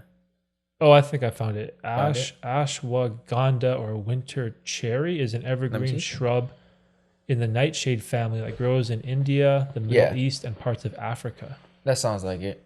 So do you eat the actual plant or do you buy like supplement? I buy a supplement. The capsules. So capsules. Yeah. Oh, that's interesting. Yeah. And what are the benefits? So resistance to stress, increase of testosterone. Like there's definitely more, but those are like the main two that I've noticed from it. But like ashwagandha in terms of like stress, like I noticed that it makes you will actually feel the benefits. Like you just go in like when you just go in certain situations where you start to feel like anxiety and stuff like that, you kind of feel like more like relaxed, you know, and you feel like you just hit a meditation before you did something, but it's just ashwagandha just playing in your system. Ashwagandha. I've never heard of that before. And I'm pretty deep in the supplement. Yeah, Okay, I I'm totally like recommend you that one. Like that's like probably my favorite out of all supplements, to be honest. Because I Googled it and right away that Athletic Greens AG1 comes up. I wonder if AG1 has ashwagandha in it. Maybe it's part of that. What was the other supplement you said? Maca root. Oh, I've heard of that. Yeah.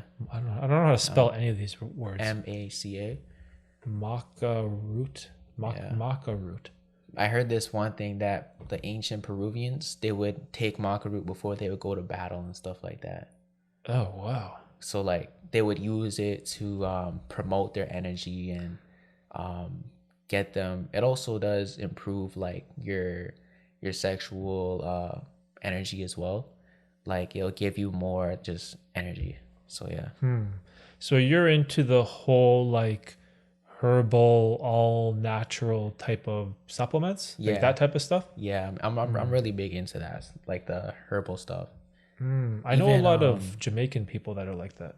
Yeah. I have a lot of Jamaican friends that are like really into herbs and natural remedies and plants and roots, Yeah. and I find it interesting. Yeah, they're really good. Have you ever heard of sea moss? Yeah. Sea moss, yeah, that I've looked one's into sea good moss too. before. You never had it before? Have I had it? I don't think so. I've read about it. I think I've read about sea moss before. Well, this thing from Maca root, it says helps the body manage stress, may help with depression, and may lead to increased energy. Yeah, it's really good. And Ashwagandha. it's funny. It's like this like bulb looking root thing. Yeah. That's hilarious. Just like how you get benefits from like shrooms, for example, these things also do like benefit you in areas of your life in terms of, but out of all of these things, I just noticed the most, like the biggest benefit I've gained from taking these supplements would be, I'd say, energy. Energy? Yeah, in terms of like going to the gym and taking these supplements, like it definitely increased like a lot of like energy and intensity in my workouts. So yeah. So do you take these supplements every day? Yeah, basically before I go to the gym, I just drink my smoothie, take the supplements, and then I go to the gym. And What's in the smoothie?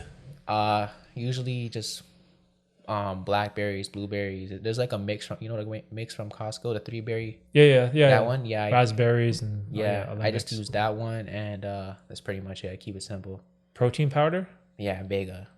Oh, the plant-based. Yeah. I've tried that one. Try that one. You like that one? I've tried it. I tried two kinds. They're okay. The problem I had was the price. Yeah. It's expensive. Yeah. Because plant-based, Yeah.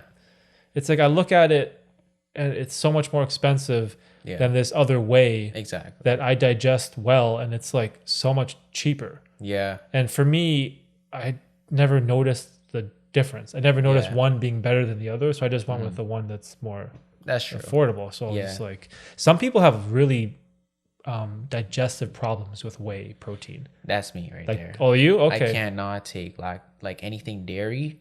Like it just does not sit right in my stomach. Like even just the little amounts. Like one time I ordered a shawarma and the guy put garlic sauce in that it. white sauce. Yeah, and I didn't know. I told him no dairy, please. And then I ended up eating it, and just that little line of garlic sauce made my whole stomach feel like I had to like shit. Damn. It was crazy. Yeah. Well, also because based on what you're telling me, your diet is super, super clean and regimented. When you introduce something like that to your digestive system that you're not used to, it probably causes chaos, right? Yeah, that's true. Are you lactose intolerant? That yeah. Oh, you lactose, are? Yeah. Oh, have you ever tried those lactose pills? Lactose pills. What are those? I never heard of that. So there's like these pills you can take if you have lactose intolerance. You take the pill, and then it allows you to digest dairy products. Oh wow. Yeah. So That's crazy. when I was younger, I had lactose intolerance. It's weird. I had lactose intolerance, and I had what's the thing with breathing?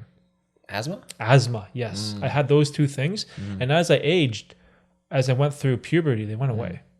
Really? Yeah, they completely went away. I used to have like a Interesting. puffer. Yeah. You know, kids have like that blue puffer and that brown one, and you gotta, Yeah. and you have like an asthmatic episode. I used to have those. Oh wow. And then when I went through high school and went through 16, 17, 18, whatever, like that puberty age, it all went away.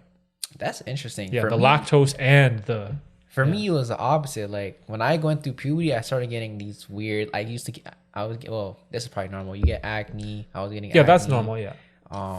But I never used to be lactose intolerant. It wasn't for my whole life. Like I used to be really? I used to have like cheese all the time, like mac and cheese and all those stuff like that. Like it was amazing. I love cheese, and just on your pizza too. Like I loved it, and I would eat it like all the time. But then, I think during like grade 11, like it just was not sitting right. There was this one time I had ice cream, and I was like, my stomach was just killing me so bad. I was like, I'm not eating ice cream no more. So after that, like this is before I went vegetarian, but then when I found out about vegetarian and how they don't have really dairy and stuff like that, I was like, shoot, I might as well just try it, and see how it goes. And so far it's been pretty good. That's awesome. Yeah, the lactose thing is very common, and especially when you get into the gym.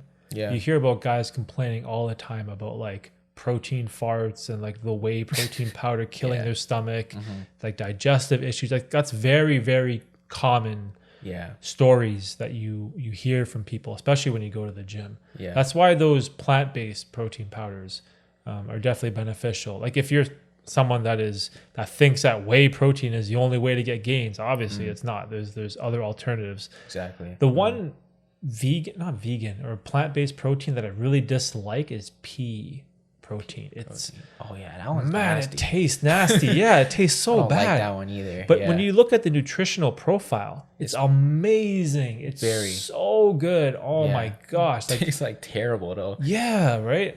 Yeah, that is the only protein powder I've ever bought that I threw away without finishing. Which one was that? Like the Vega? Or it's just like a whole different brand? To be perfectly honest, I can't remember. I just remember it was pea protein. Yeah. It was vegan. Yeah. And I looked at the nutritional label and I was like, wow, this is amazing. Like I looked at it, I'm like, dude, this is like the best protein powder ever. Yeah. And then I tried it and it was just disgusting. Like it wasn't green. It was like brown. Oh, really? Yeah. I thought it'd be green, but it was like this. Oh, yeah.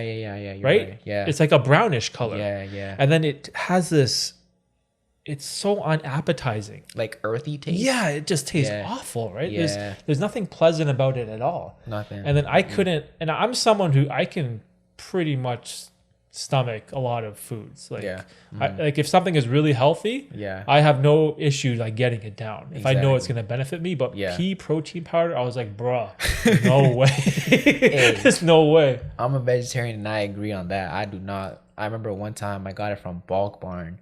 That's the one you got it from? I got it from there too. That's why. With the scoop? Yeah. It's terrible. Terrible. I do not suggest any of you guys to get the pea. All the vegetarians out there, do not get the pea protein, man. It's trash. Get the Vega. Stick with the Vega. Oh, that's so funny. Yeah. Pea protein powder. Oh my gosh. Yeah. I learned my lesson. Don't get protein from Bulk Barn. You know, get it from Costco or one of those gym places like Supplement King. Get it from there. Supplement King. Yeah. Oh, what other supplements you take? You mentioned creatine. Creatine. I used back when I was getting to like deep into like the herbal stuff. I used to take black seed oil. I don't know if you heard about that. Black seed oil, That one was good for mucus, and I noticed with my skin as well. It cleared up a lot of my skin, and just the inflammation in the body as well. And yeah, I think that's pretty much it. Yeah. Have you ever tried that? I think it's like a yellowy color. Turmeric or turmeric? Yeah. I don't know how to say it. Turmeric or turmeric? I don't really have the pronounce it? capsules. It's turmeric. Turmeric? Yeah, I never tried the capsules, but I just have that in my food sometimes, you know, because it's pretty healthy. Yeah, I've read amazing benefits when it comes to those. I used to take them. They're like these bright yellowish type of capsules. But for whatever reason, I never noticed any benefit. So it sort of fell out of my normal cycle of supplements. Yeah. So I don't know, for whatever reason, I've read a plethora of information about like the health benefits, especially with inflammation. Yeah. I think it was really good with like joint pain or inflammation or something like that, from what I can remember. So I got a question, right? What was like the best supplement that you've ever like used that gave you the most benefit? Calcium. That's pretty easy. And the reason I know is because I take calcium and magnesium every single day. And a big part of that is when I was lactose and I didn't eat a lot of dairy products, I realized there wasn't a lot of calcium in my diet. And the reason why I'm so confident in saying that was the most beneficial is because whenever I cut my nails, we know with a nail clipper, it makes like a clipping noise. It goes click, and then the nail flies off. Right. When I wasn't taking calcium supplementation, I would clip my nail and it would be soft and it would just like fall off and it wouldn't make a click. And I was like, the heck? It was like weak. Yeah. I'm like, oh, my nails are like so soft. And I remember I had a conversation with my mom and I saw her taking calcium supplements. I was like, hey, Mom, why are you taking calcium supplement? And she's like, oh, I have a risk of osteoporosis. Osteoporosis, I think that's a word. It's when your body lacks calcium, so your body sucks calcium from your bones. Yeah. That's osteoporosis. I believe that's how you say it. Yeah. And so the way you combat that is you supplement calcium in your diet. And so I was like, really? Like you're vulnerable to that? And my mom, like in age, I guess that's part of like aging, right? Yeah. And so I was like, oh, should I take calcium supplements? So I started adding calcium to my daily supplement. Like I have one of those I call it a grandpa bin, where it has like Monday, Tuesday, Wednesday, and you pop it open. I have one of those. So I'm very regimented in my daily supplements. And so I started taking the calcium ones, and I noticed that whenever I'd cut my nails, my I don't know what you call it, the follicle or like the white part, it's so much stronger, like more durable. So that one I really noticed. And then probably in second place, without a doubt, was creatine monohydrate.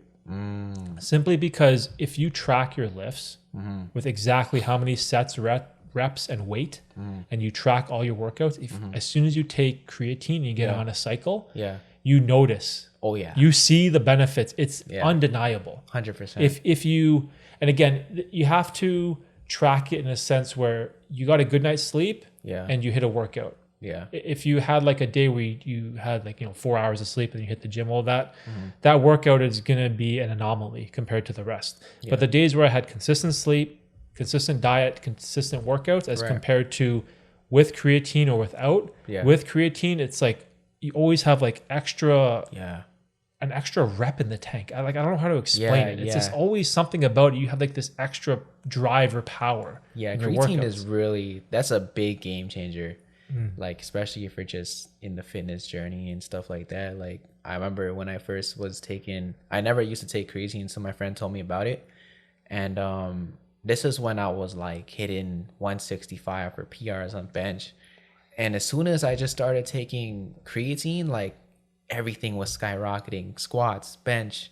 I don't deadlift, but like just overall, you just start to like feel more like stronger in all areas. It's a very interesting thing actually. What's your workout routine like? I do the Arnold split, so it's like chest and back one day, then the next day I do shoulders and arms, Yeah. and then third day abs and legs, and then repeat that twice, and then one day rest. Okay, so that's wait, so how many days on and off is that? So 6 days I'm working, and then one day rest. So you would go Monday to Saturday and Monday to Saturday, correct. and then Sunday rest. Sunday rest, and then repeat Monday. So is it so you're hitting like mainly two body parts each day? Roughly? Yeah, basically, yeah. 2 body parts, yeah. Okay, so you're doing like push, so like chest and I guess maybe and back. triceps. Pull, you're doing like back, shoulders type of thing. Then you have like a Pull. leg day. Okay, Kind of. so with PPL, you're talking about push pull legs, Yeah. right? With that one, it's like on one day it's like chest, shoulders, triceps. The next day, back, biceps, and then the last day is just abs. I mean, sorry, abs and legs. Legs, yeah. Yeah, so the difference with the Arnold is that you hit chest and back on one day, so that's kind of like push and pull on one day. And then, Chest and back. yeah, chest and back. Okay. Yeah, okay, so okay. it's like you're hitting this and that. So you're kind of doing like on the first day, you're kind of doing like triceps, because when you're doing compound lifts, you're basically doing like shoulders and triceps. For pull-ups, you're doing biceps and back, you know. So it's like you're kind of doing a lot of like full upper body on Monday, and then on the next day, it's like you get to really target your whole arms and your shoulders, and then I'd say like the reason why I actually shifted to that one is because it targets more of the arm and shoulder, and I just like that one personally, to be honest. And I noticed the most growth from just the Arnold split, but yeah, they're both kind of similar in a way. And why no deadlifts? No deadlifts just seems like something you get injured from, you know. I see. Yeah. Yeah, the deadlift is an interesting one because I feel like there's tons of risk, but there's also tons of reward. That's true. Like if you can do the lift properly with Yeah. good form, Yeah. the amount of different muscle groups it triggers is pretty like unbelievable. It's like Yeah. one of the best compound lifts. But I think the danger with it is the improper form. Like if you don't have like a gym partner, especially with pushing your butt back and having a neutral spine on the like I've seen people deadlift and it's like their shoulders are hunched over. Like Oh, man. it's Scary it's to hard look to at. look at, right? Yeah. And I used to sort of have this opinion that, I'm never going to deadlift. I don't want to kill my back. Yeah. But I spent a lot of time on the form and actually learning the movement. And I found that for my body type, I'm like kind of lanky. I have like longer limbs, that the sumo deadlift as compared to the conventional Right. was so much easier in terms of the form because there was less stress on my lower back. Yeah. And there was more emphasis, I believe, on the hips. Right. So the actual movement of the sumo deadlift I found was super, super safe for my body type. And I felt like it's one of the exercises I miss the most. Really? Yeah, Deadlifts? I really miss sumo deadlifts. I think I'm gonna get into it actually. I've always been thinking about it, but I just never did it. I always just had an excuse not to do it. That's why. Well, again, it's generally good wisdom to be safe rather than sorry. Yeah. Right. But again, I don't believe that any lift is inherently good or bad. There's risks with all different types of movements, especially compound lifts, Yeah. right? And so like even the bench press, for example, if you don't have proper back arching and even separation of your shoulders and you know how to move the bar like this and Yeah. not like that, Yeah. right? People blow out their shoulders all the time Yeah. with bench press. That's Like, true. It's such a common injury. Again, it's like you have to learn proper form. That doesn't mean the bench press is a bad exercise. Yeah. And I think the deadlift is just one where you have to really put in more work and make sure that your form is on point. Yeah. And I think if you do that, it's one of the most rewarding compound lifts. The only problem, in my opinion, with the deadlift is people's view on it at the gym, because it's noisy as hell. Yeah, it is. Yeah. Right. And I don't know what type of gym you go to, but if you go to a gym that is more for average people, where you might get a lot of older people in the gym, they're going to be hating on you for dropping that barbell, right? 100%. Well, luckily I don't. A lot of people in my gym are like mid-20s to younger. A couple of old people here and there, but like, yeah, I noticed that it's usually the ones who don't really work out seriously. You know what I mean? Like the ones you just go there just to get a little exercise in are the ones who get bothered by that, because they don't understand like you're actually like trying to like get stronger, you know, and they just don't understand, to be honest. Yeah. And also it's amazing for your grip strength. Forearms? No, that just your or palms. just palms. Yeah, just if you do it without the straps, and without gloves, like no gloves, no straps, just use bare palm. You get a ton of calluses in the beginning, but your grip strength, oh man, it's like, I'm gonna have to get into that. Yeah, it improved my grip strength so much from deadlifting. I really noticed it. It shreds your the calluses that you get like right here. Yeah, it destroys your calluses at the beginning, like it rips them open, right? Especially if you go heavy. Yeah, and I don't know how heavy a deadlift would be for you, but for me, I was doing heavy for me was 365. I was trying to get to 405 when I never got there. COVID came and it ruined my progress. I think I got up to 385. Oh wow. I was up to 385 on deadlift. Really it was my best lift. Again, my body type, I'm good at pulling. My weakest is bench because I have like these longer arms. Yeah. So like the separation from the shoulders to my wrist, where I'm actually holding the barbell, the range of motion is big. You know when you see those shorter, stocky guys where they have shorter limbs? They're powerful at bench, right? Yeah. Because the range of motion is a lot shorter and they're more like compact. Yeah, right. Where if you sort of seem like your body type is probably similar to mine. You're kind of tall and long limbs. So you probably have the same thing where your range of motion on your bench is probably, you have like a full range of motion right? So, I don't know. Personally, like I just really like the bench. So I guess that since I liked it, I got the best at it, and I didn't squat at all. So that's like my worst lift is my squat. Oh, you skip legs, bro. Hey man, don't skip legs. But yeah, I skipped a little legs at the beginning of the journey. It was pretty skinny. And then my mom once told me, she was like, I told her to look at my body. I'm like, she's like, you look good, but look at your legs. Oh no. And I was like, yeah. Oh no. After that, Mom. It was like after that, I was like, all right, bet. So then I started hitting legs and got a little better. The squat's getting up there now. I want to get into deadlifts though. Like I've always been thinking about it, but I just never had like just the motivation to do it, you know, because I felt like I can gain strength without doing deadlifts. But people always say like it's a very good exercise to do, but I just never really was motivated to do it. So maybe I might have to start doing that. It's a lot of fun. I think deadlifting, it's a lot of fun because generally out of the big three, it's the exercise where you can add the most weight.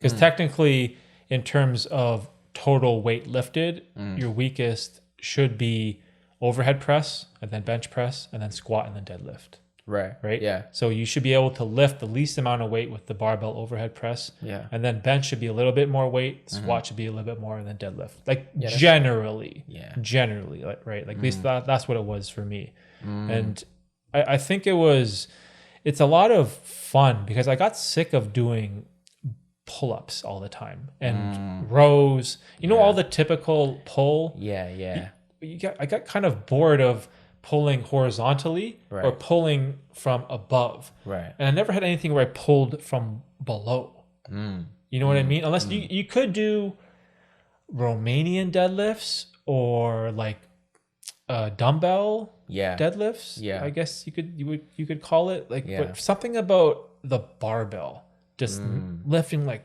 300 pounds off, like something about that's like primal. You feel it's so much fun. I'm gonna have to get into that. I like that stuff.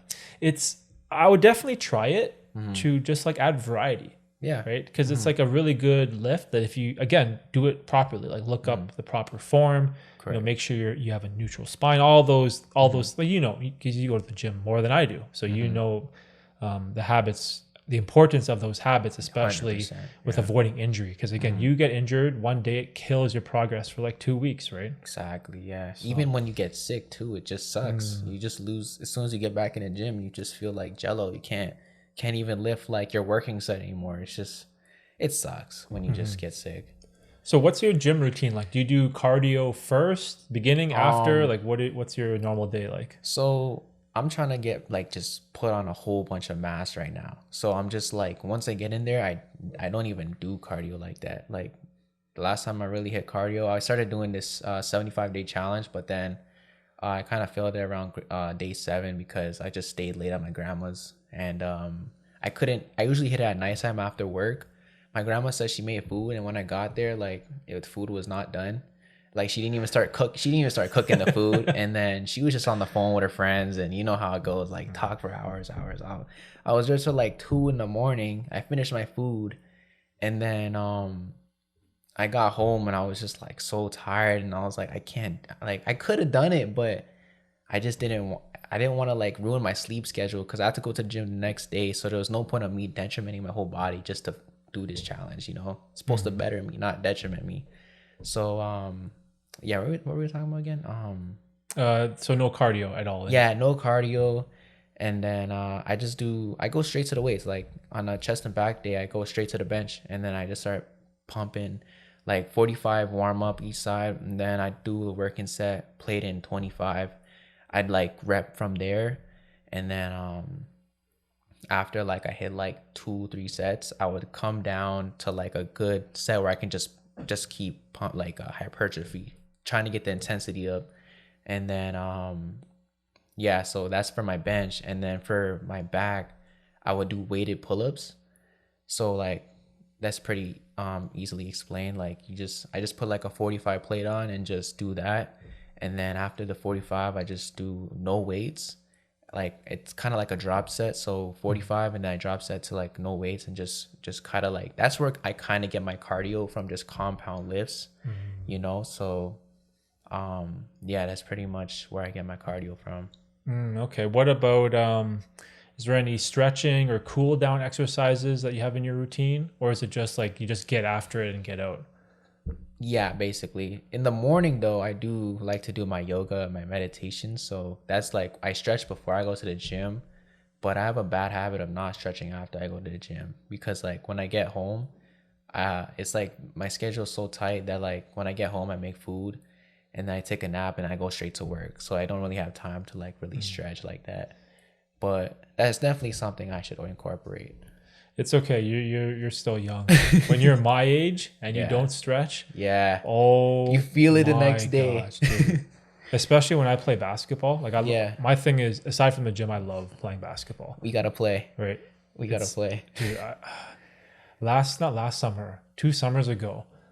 So I'm like, how old am I? I'm 36. 2 summers ago, and I was playing at this park.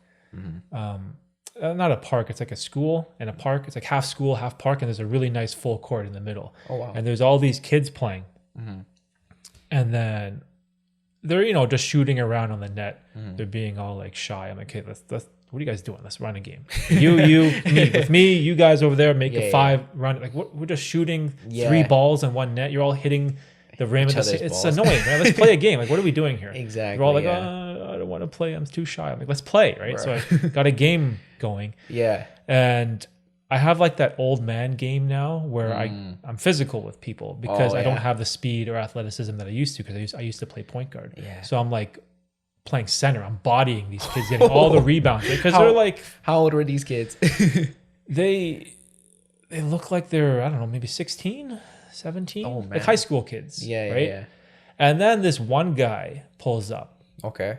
And at the time, I didn't know that he was like their friend, like he was their classmate. Yeah. This guy's like 6'2", dang, huge, right? Yeah. So I'm like, okay, I got this 6'2" guy. Yeah. And he crushed me. He's like man. dunking. Oh man. Right. He just like destroyed me. Yeah. And then I'm like, after, good game, you dap everyone up. Yeah. And I'm like, yo, you play for like your school? And he's like, oh, yeah. I just started like grade 9 or whatever. I'm like, you just started grade 9? Like, you're 14? What the And you're hell? 6'2"? God damn. I was like, damn. God Like, damn. yo, these young kids, and that's when I really realized that when you're young and you have that like peak physicality, it's like you got to enjoy that in the moment, because old age, it creeps up on you, and you realize like you can't do things that you did before, and I miss all those opportunities where I should have played more ball, like when I was in my early 20s or late teens. I miss those days, because now I'm like the old guy on the court that gets rebounds and shoots jumpers. Right? It's like, now I have the old man game, where before I was shooting threes and doing all that type of stuff, right? Crossing people over, and one mixtape, what's up, right? And now it's like, now I'm that old guy. Just keep it simple now, Yeah. But it's good because I love the perspective of life. This is why I love talking to people, especially like at your age, right? There's like, I'm double your age, right? And I love talking to people that are older than me, younger than me, the same age as me. There's like this rich perspective you get on the world, and you realize like how quick life goes by. Yeah. Like when I think about high school, that was like 20 years ago for me. Like 2 decades ago, I was in high school. It feels like it wasn't that long ago. Like I was taking the bus to school, like studying calculus and history and all these subjects. And now that's like long gone. Yeah. And that's why I sort of like love these conversations, because it gives you like perspective on life, right? And it's super fun, especially with anything physical, right? Like you're in these years where you're not even in your prime yet. Like when you reach your athletic prime, you're going to start hitting these amazing PRs. That's going to feel awesome at the gym. Like what's your PR for bench right now? 225. I just hit that like... Oh, 2 plates. Yeah. Oh, congrats, I just hit the bro. 2 plates, Congrats. man. Damn. I hit that, I think 3 weeks ago. Yeah. That's a man's bench. Yeah. Once you reach those zones and up, it's like, it's big boy game. Yeah, that's... For anyone that doesn't know, 225 is basically 2 45 plates on each side for the bench press, and that's considered a man's bench. Any other weight below that is weak sauce. Yeah, pretty much.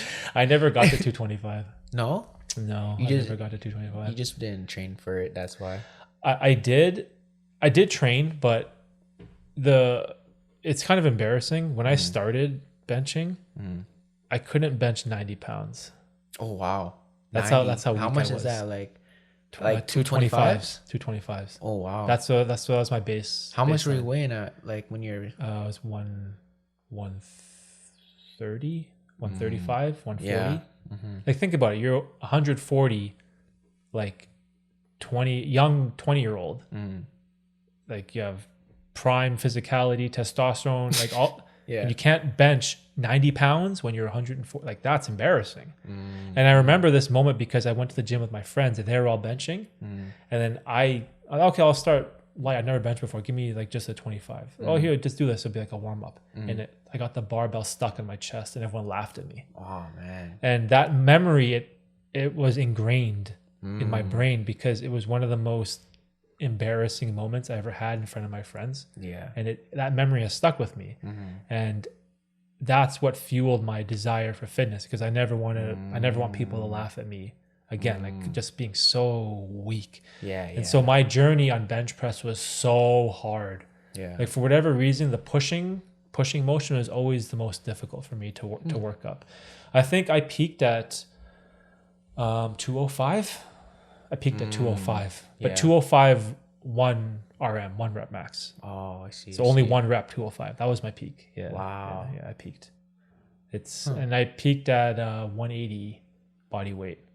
Oh, wow. Yeah. So I was 180 when I was like lean bulking. Yeah. And I got to 205. So those were, it's like, when I get back to the gym, the real man's bench is gonna be on my goals for a 40-year-old man.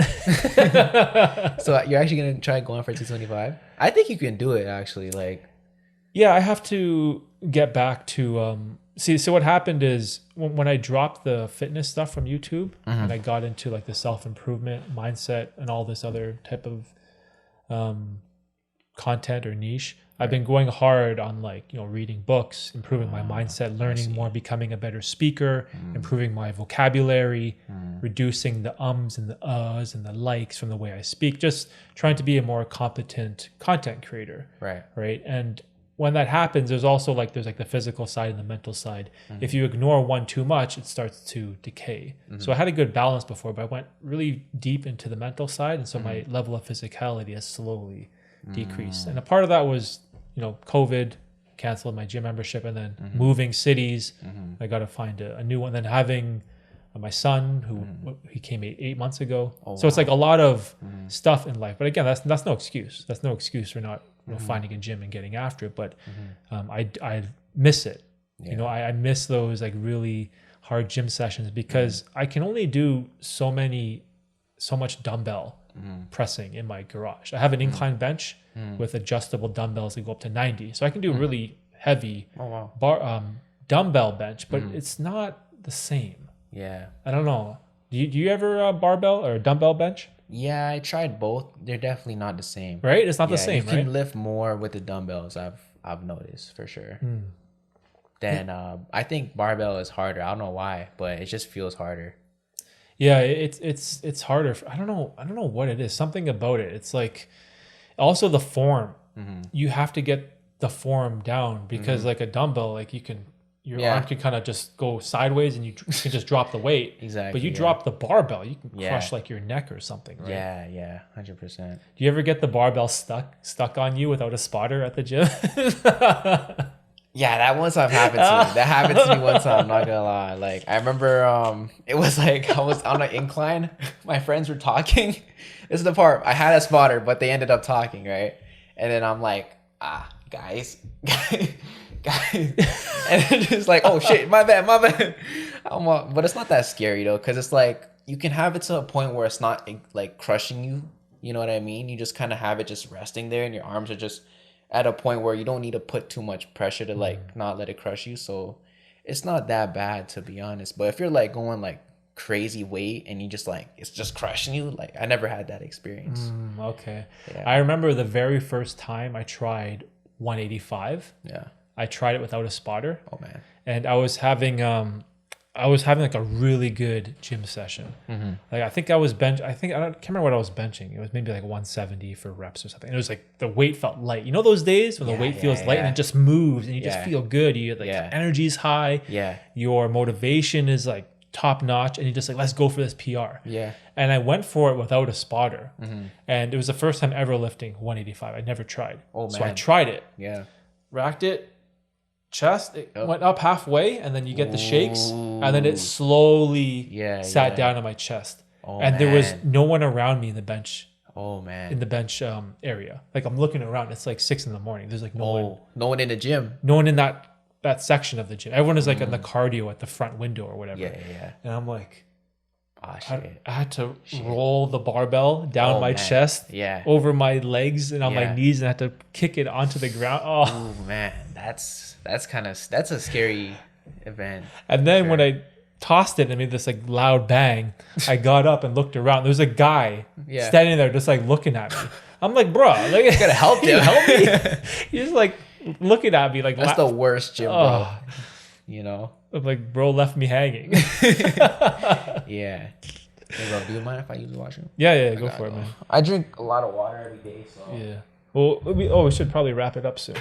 Anyways, bro, this was an awesome podcast. Let's wrap this up. 100%. Thanks for coming by and doing this in person. This was an awesome experience. This is one of like the most fun things about content creation is just having like these open conversations where we can talk about things, we can share ideas that we agree on and also disagree on, and not be like at each other's throat, right?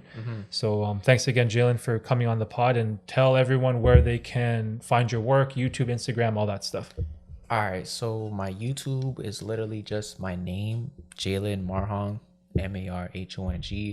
You can find my Instagram at StarboyJaylin, where I post all my fitness content. If you guys want to like see any fitness or just get motivated and stuff like that, you can check out my Instagram. And yeah. So all the young guys, check out Jaylin's work. I'll leave links in the description below. So definitely check them out, subscribe, and hopefully you can come on again in the future and we can 100%. talk about where your self-improvement journey will be at when you're 20. Yeah, that would be cool. Well, that would be really cool, actually. Yeah, man. All right, bro. Thanks again for doing the pod. All right, guys. problem. Peace.